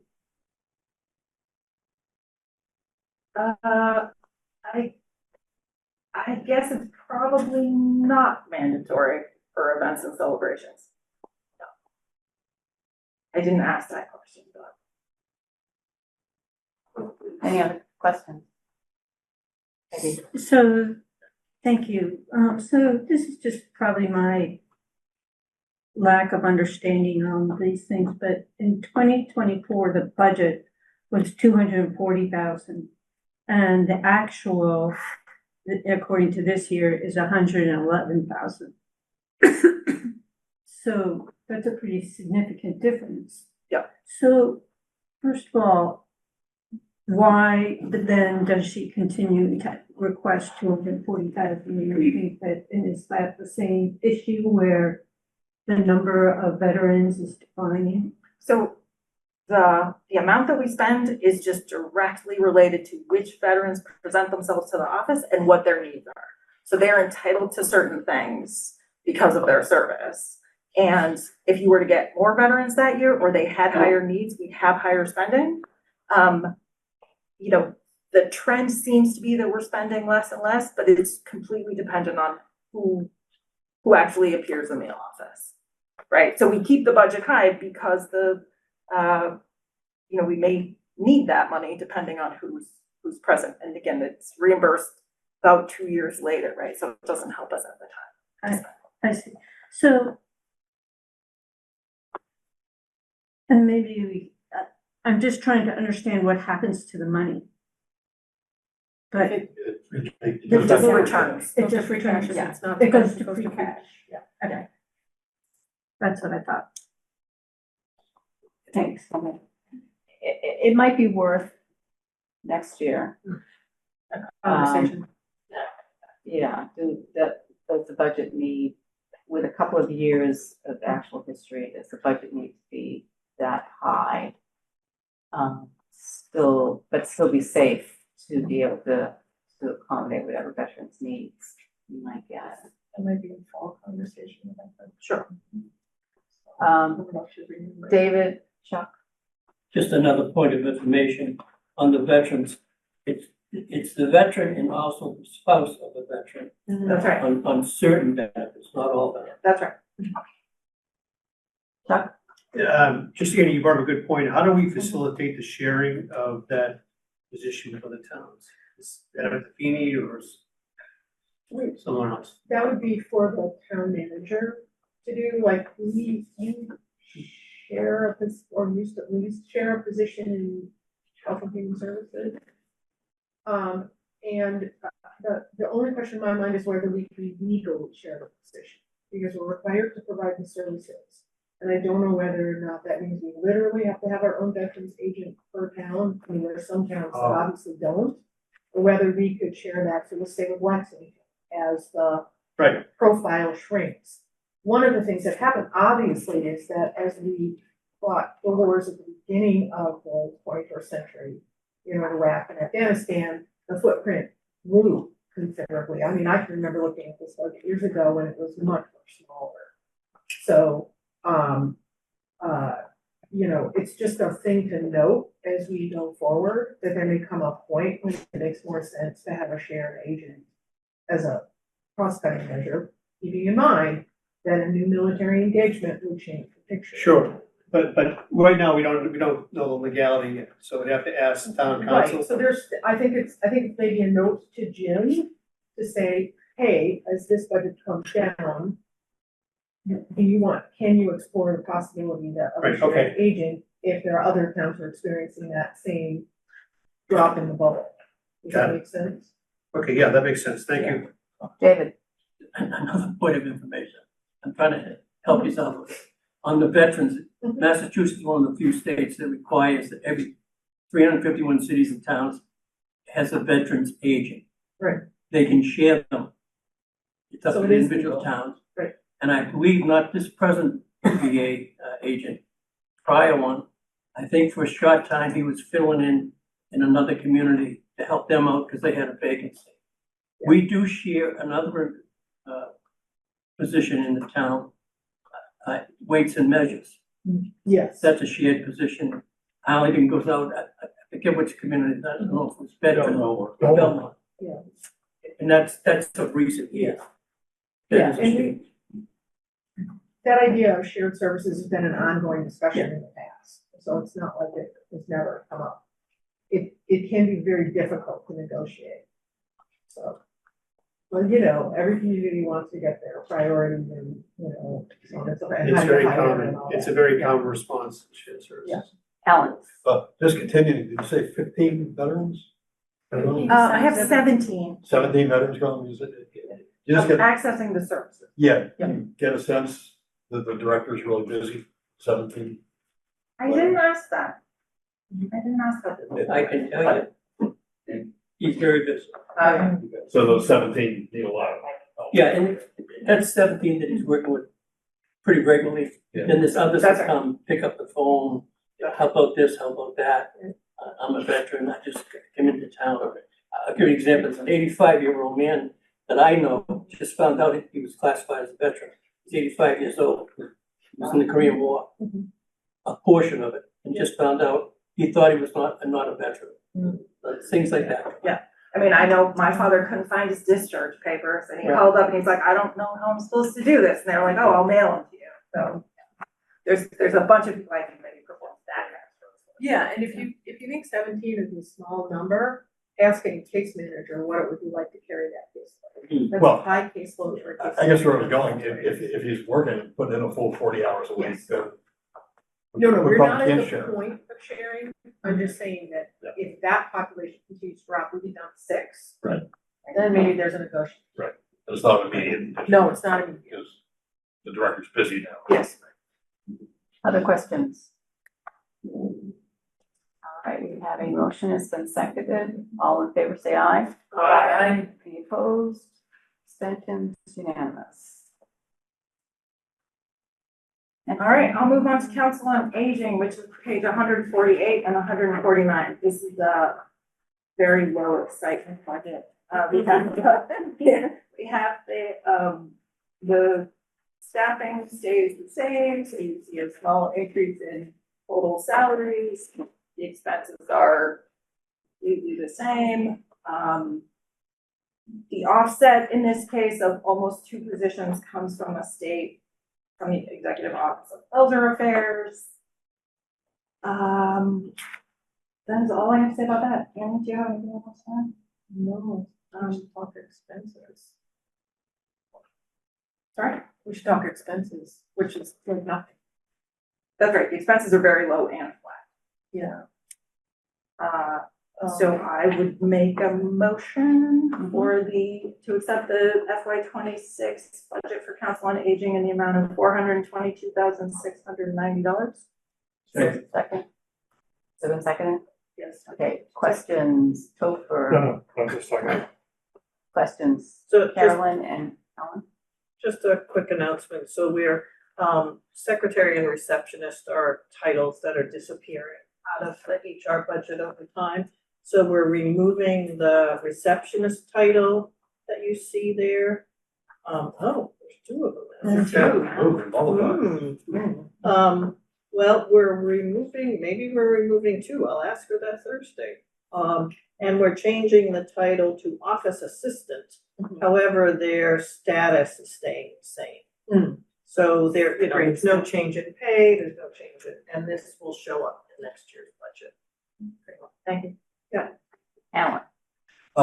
For the last few years, we've talked about possibly eliminating the Council on Aging Transportation Enterprise Fund and just moving it into the budget.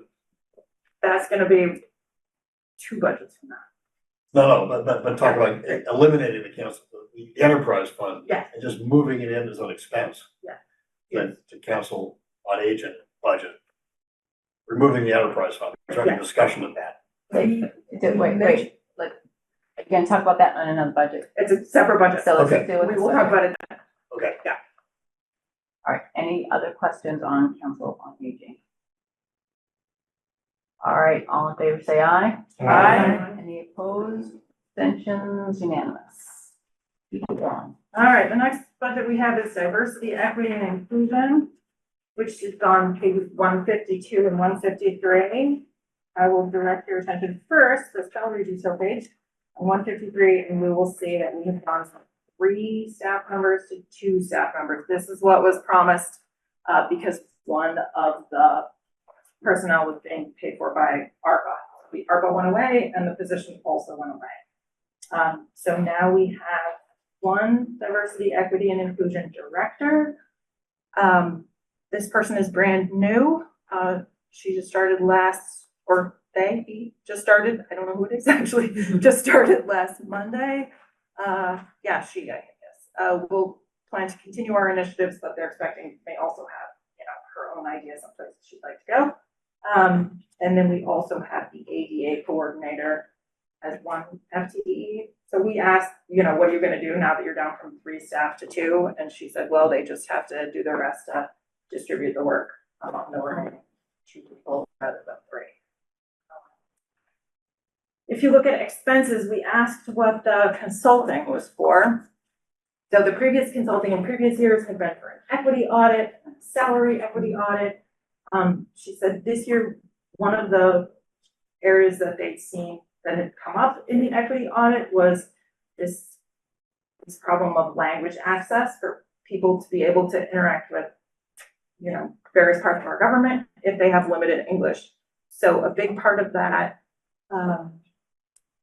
consulting money is going toward a contract with basically a language line. So if a person needs to interact with town staff and they have a language barrier, then the town staff can call this language line and get real-time translation. She said going forward, they would like to talk about whether that language line could be shared with the schools and whether that might yield some sort of cost savings if they can somehow go in under one contract. But for now, that's what the majority of that consulting money is for this. Is for that language line. Do you know who they're using? I feel like she my said God, she from said, but I Stone, don't which was remember. like, that didn't make sense to me. It was something that sounded like that. Does anyone know who the I don't remember her mentioning a company. I know. Yeah, it's, this seems expensive. Oh, I it's don't an think it was expensive, just so, that. Go ahead, Carol. so, in a hospital setting, the companies that are used, tend to be, the one that we last used was in Oregon. And you call in and you tell them what language you want, and they have someone who they can access pretty much on the spot and speak that specific language. And then that person comes on, you introduce yourself to them, then you introduce them to the patient, or in this case, the town member, and then the conversation begins. And so it's expensive for a reason, because you have to have all of those.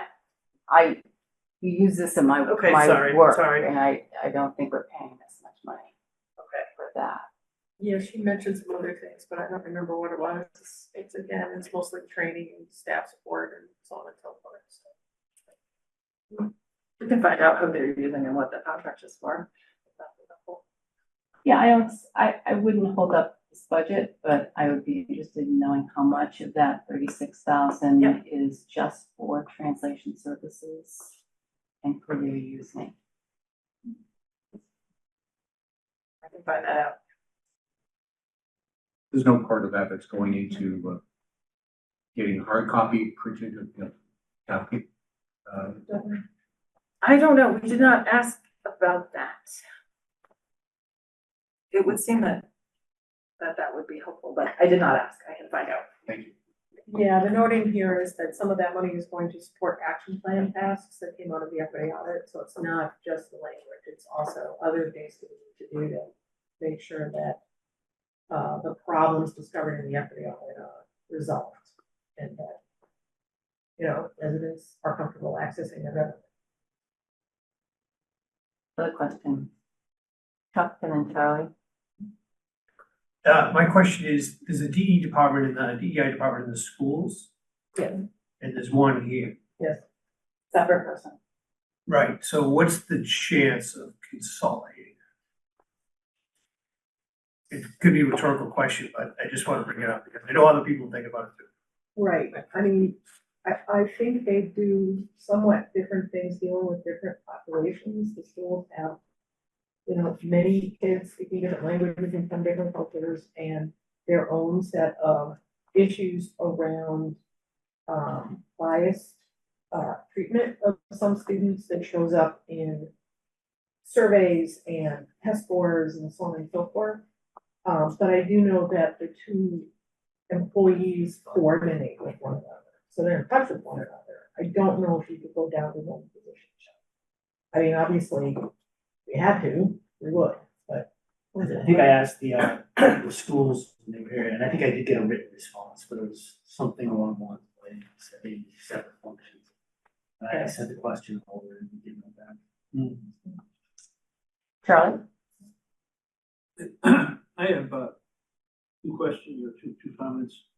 A number of years ago, I don't know if we still will have it, but we had an ADA committee. And we used to, can't recall if it was in the capital plan or in the operating plan, but we used to allocate $25,000 a year to the ADA committee. And I also recall that we had a hard time getting chairperson of the ADA committee, and we never spent the money. I'm wondering what the ADA coordinator does and what the benefit is. If we had a committee for so many years and it never did anything. Well, I mean, I can tell you about the committee. Okay, and the committee is the Disability Commission and it's citizens. And the $25,000 was budgeted because they were frustrated with how quickly we were actually bringing parts of the town into ADA compliance. And I don't know, there was some state law or something that allowed them to claim that money. And Sophie has been the liaison with them and will probably report on that separately on that budget line item. But I believe that what the ADA coordinator is doing in part is making sure that places in town that have to be compliant are compliant, like businesses and so on and so forth, and handling complaints from people with disabilities who feel like they're locked out. And then obviously we have our own ADA compliance issues, which we've slowly been resolving, not so much in buildings, but certainly in sidewalks and streets and getting around town and so on and so forth. So We've been spending a lot of money. I mean, that's the sidewalk cuts and those things, that's been going on for 20 years. I know. And we have not shortchanged that activity at all. I totally What agree. I like to, I'm just trying to understand what the metric is for what we're getting out of this DEI $200,000 a year. That's what's bothering me. We have $36,000 for consultant. We have $65,000 for an ADA coordinator. I'm just concerned that this is money that's not being, not producing tangible results for the town. Any other questions, comments on the DEI budget? Christine? Yes, sir. Sorry, I just, I remember, how the, Commission on Disability funding worked. I believe it was that they're entitled to the amount that the town brings in handicap parking violations. And so while that amount changes every year, it was worked out to just kind of have an average. And so, yeah, so Sophie is reaching out to them. But it looks like the Commission on Disability has $20,000 as their budget for 2026, which was the same in 2025. And the ADA coordinator in this budget works with the Disability Commission, which is comprised of just citizens. Yes. I mean, that's not all they do, but let me see if I can get an answer to Charlie's other question out of the town manager's report.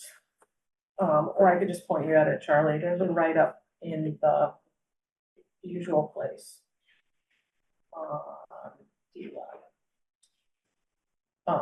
So rather than hang us up right now, maybe you want to take a look at that and see if it answers your question. Let's see. Let's see, I believe there's a program description, budget statement, objectives. There are metrics here. So there are performance indicators. Programs, so on and so forth. Yeah, ask this, are we getting opiate money still? Yes, so it does not, it doesn't go, you're right, you did ask that question and we did ask her about it. It turns out it's not related to this particular budget, so I didn't bring it up here, but she said, yes, most of the money that we get from the opiates goes to help folks who are participating in sober living. So there's a real need for environments that people can live in. She said there are a few people each year that are supported with like rent and things like that. She said it's about $50,000 per year. It covers sober living. It helps pay the recovery coach and also helps support some of the work done by the police department and also distribute naloxone around town and some prevention efforts. It's about $50,000 per year. It's not part of the. So what budget is that part of it? It's not this, I wasn't Um, sure. I do not know where that is. I'm not 100% certain it's on budget. Or it might be in the plan. Well, I mean, we get a lot of grant money and so on and so forth, that's not on budget. Yeah, no, I'm just thinking, but someone is administrating. Yes, If you, and I believe Health and Human Services is Is administrating. administrating, someone, that's what. so Annie, Rebecca, if you can get that Yeah, we'll get some information. All right, questions on the DEI budget? Michael? Offset from previous years totally goes away. Yeah, that's the ARPA. Gone. Other questions? All right, we have a motion, it's been seconded. All in favor, raise your hand. 1, 2, 3, 4, 5, 6, 7, 8, 9, 10, 11, 12, 13. Yes. Opposed? 1. Abstentions? 1. Who is that raising their hand to oppose, please? Charlie opposed and Chuck is abstaining. Okay, thank you.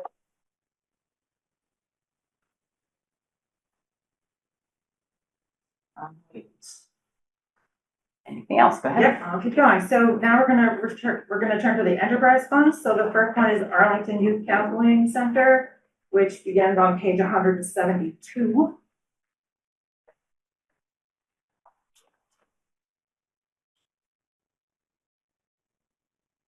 So they have a new director at the Arlington Youth Counseling Center, new-ish, I would say, and they're one of this person's focus, one of their focus is going to be that they need to find ways to maintain the staffing that they need, ideally with as much reimbursement from insurance as possible, right? So as a reminder, this is an enterprise fund, so they're looking to recoup the money that they spend primarily through insurance and fees from the families. So one of the changes from last year has been, there was a question about why did they lose 3 positions? So $100,000 of ARPA money went away, and that had previously gone to help support part-timers and psychiatrists. So this gives them some uncertainty on how, if you keep an employee on staff and you're really committed to paying that person's salary and benefits. So they did lose some positions, and what you see instead on the very last line of the salary detail where it says various hourly mental health clinicians, what they're using instead to try to cover some of those hours are fee-for-service clinicians. So rather than collect a salary, that person gets paid by the hour that they treat children. And that will help them. They're hoping that that gives them some flexibility so that they can, accommodate changes in numbers. She said they serve children and young people ages 3 to 22 and their adult caregivers in Arlington. They currently have a wait list of about 200. So they, ideally would really like to be able to serve more families. And what they're really working on is how can they serve more people and recoup the cost through insurance. They are planning to hope to expand when they have a little bit more office space through the renovation at the carriage house. Let's see. Yeah, that's what I have to say about salaries. The other expenses that we see here are,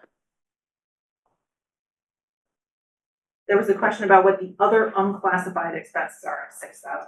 So basically, if they have expenses for tangible objects that are not office supplies, they fall under here. So when you're treating kids, they said they need to buy arts and craft supplies, they need to buy games, they need to buy books, dolls, that kind of thing for treating kids. And then also just occasionally something will come up, like they need to paint a room because the ceiling got water damage, or they need to replace their desks. So this is just the supplies that they use, anything that's not office supplies. This large expense of $44,000 that says youth billing EHR. This is all of the software that goes into basically running effectively a medical practice. So electronic health records. It's everything that they use for telehealth, like the Zoom license. She did warn us that software expenses, she thinks are going up. So that may be more expensive next year. There's a little detail on that one, which is that their current electronic health records system does not also do their billing. But that particular piece of software is planning on adding billing, which will add to the subscription cost, but will help them out on the billing side. So, that's really what we've been worried about in terms of that cost. When we look at the revenue sources, first you see school contractual. So this 40,000 comes from the school department to provide therapy for children in the school setting during the school day. This is kids who, for whatever reason, can't come after school. Client fees of 100,000, that refers to the portion that comes from families for things like co-pays and co-insurance, that sort of thing. The line which is state rev DPM of 175,000.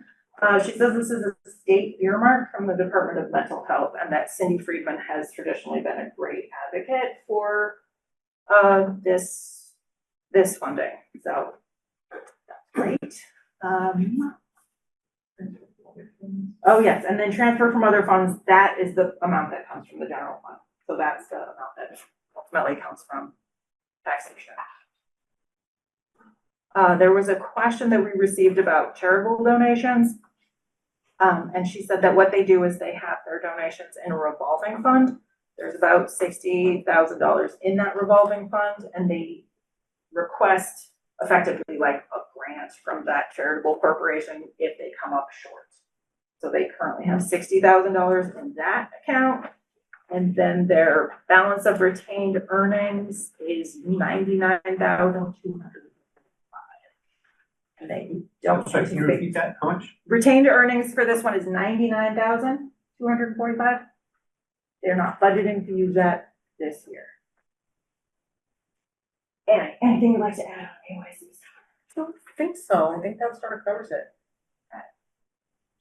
There is a typo. I don't know if this bothers other people. Typos bother other people as much as they bother me. But where it says personnel services summary and you read across, last year was 1.5 million. This year is 1.3 billion, and it suggests that we have an increase. We do not in fact have an increase. That should be a negative 137,642 for a decrease of 9%, not an increase of 9%.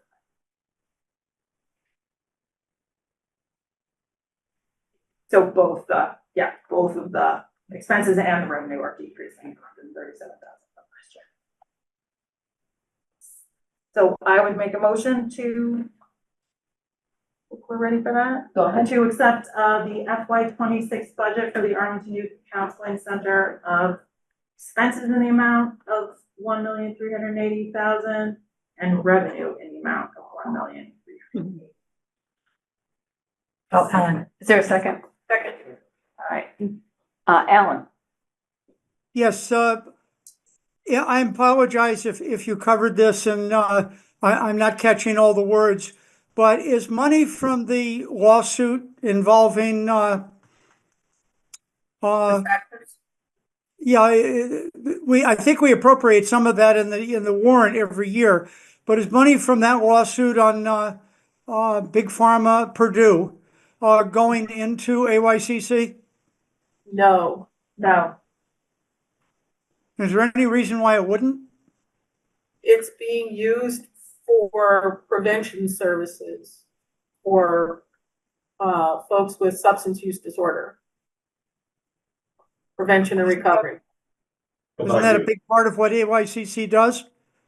No, most of the young people would not necessarily have substance abuse issues. I mean, I suppose they could treat kids with substance abuse issues, but that's not primarily what they do.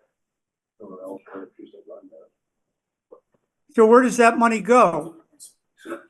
Yeah, so they do have a revolving fund, and I'm going to ask her where that's accounted for in the budget and get back to the committee. So I'll hopefully send an email in the next few days when I hear back from her where that, but she said it's about $50,000 a year. It does not appear on any of these budgets that we've talked about.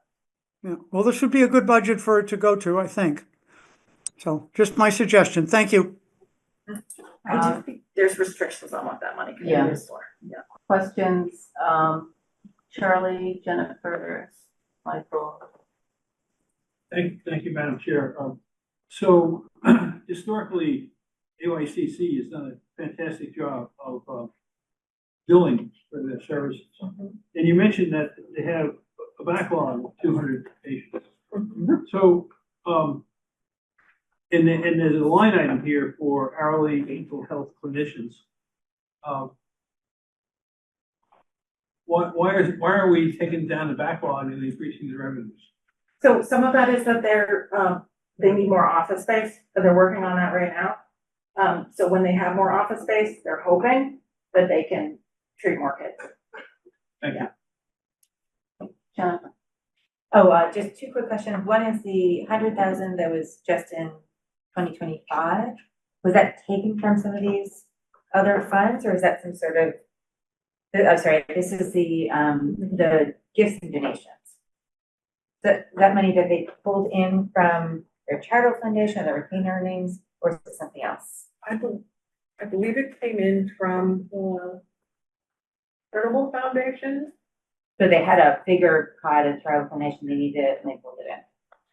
I will look for last year, see if I can find that. Yeah. So I have a note that said 50K grant from Cummings. That's right. The Cummings Foundation. Got it. Yeah. And I'm sorry, I have But a that's general only for 50K. question. I'm not sure where to put it.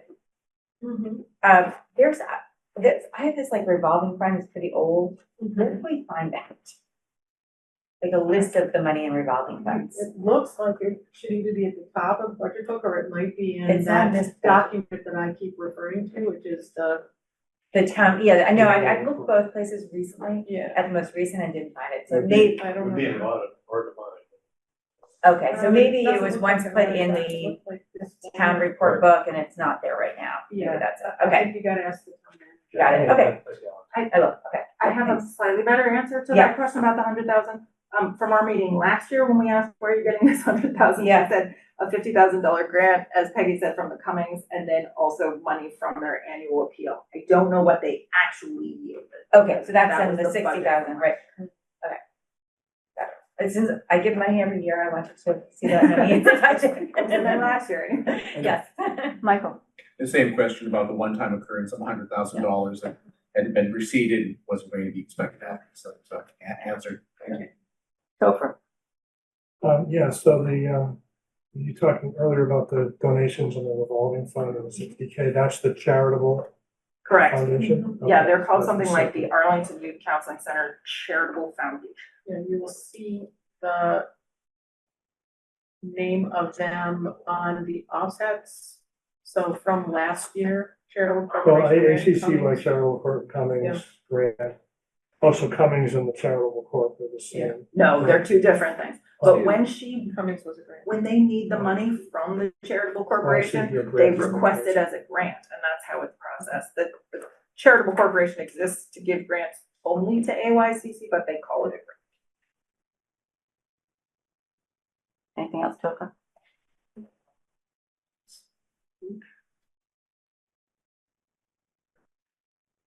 Yeah, no, thank you.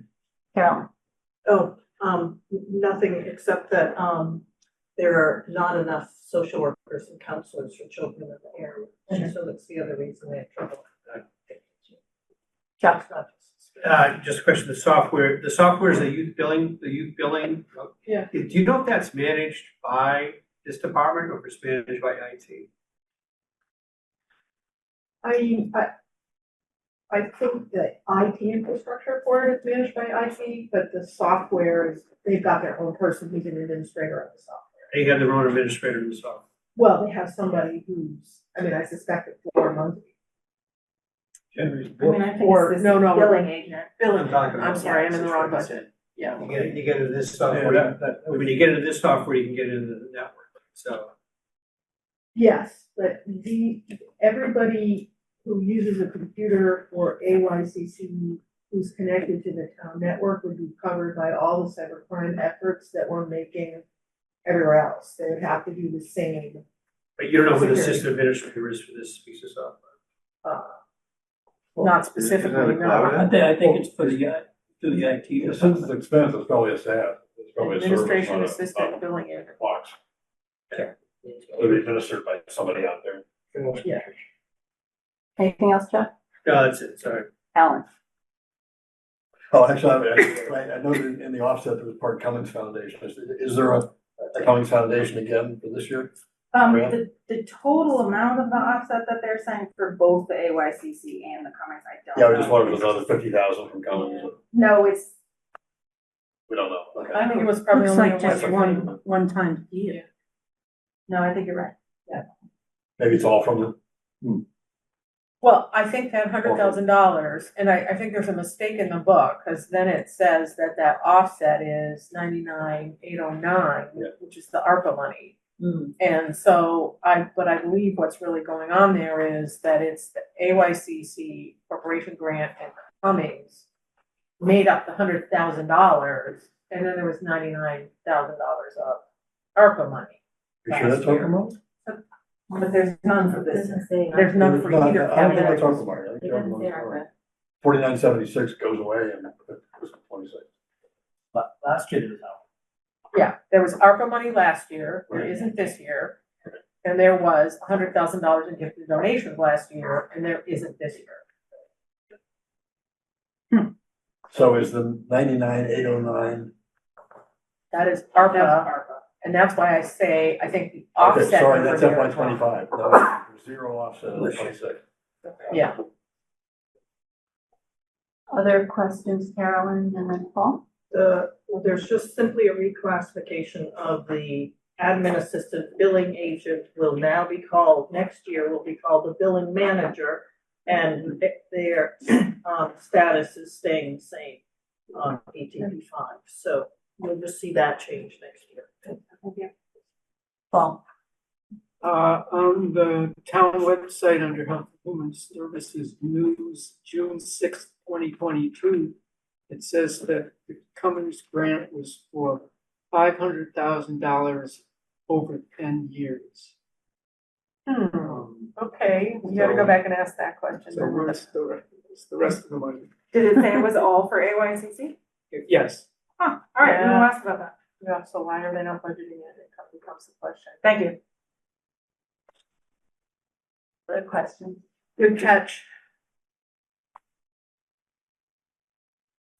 Glad we had you back, Bob. Yeah. All right, I propose we vote on this budget subject to being reconsidered based on anything. Okay. All right, and maybe you can have some updated information for us when we meet on this. Good. All right, all in favor of the AYCC budget, say aye. Aye. Any opposed? Abstentions? Okay, unanimous. Okay. Do you have anything that? What else do you have? One That more. what do you have and can you do it in 7 minutes? Sorry, maybe. Can we do it in 4 minutes? We have Would you 7 like- minutes. Okay, we're going news, right? Yeah, what do you have left? All right, Council on Aging Transportation. All right, let's do it. All right, so Council on Aging Transportation is an enterprise fund, page 176 and 177.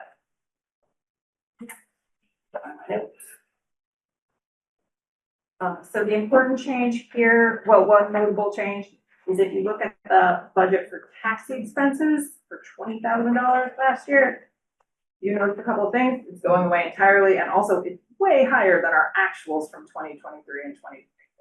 So that is going to zero because the taxi company that they had previously used actually went out of business, and they're using instead Uber and Lyft. So that Uber and Lyft expenses are now reflected in this other unclassified expenses, which we are budgeting $3,500. And she said she did think that that was going to be sufficient to cover the Ubers and Lyfts. We asked whether that is an account where they reimburse residents for using Uber, and she said no, the Council on Aging has their own Uber account. So if a senior calls, needs a ride, the Council on Aging arranges the ride directly, uses their own card, use their own account, and she does think that that will be sufficient. One question was on the balance of retained earnings. If you look at the very last line, we're budgeting a use of retained earnings of $12,472, and that is going to empty that account. So that's our end of our balance of retained earnings. The offsets that you see in the middle of the page, it says less offsets of $21,000. This money is grants that come, one from the Sims Foundation, from the sale of the Sims property. One grant is from Minuteman Senior Services, which you think fundamentally comes from the federal government, and then also a small grant that they received from Arlington Eats to use the Council on Aging van to transport residents to the Arlington Eats market. There's also a $7,000 offset that you see on the bottom of the salary detail page, and that offset is a grant from the Office of Elder Affairs. The revenue for this enterprise fund, the first line of revenue that you see is transportation COA. This is a small fee that residents use when they actually make use of the van.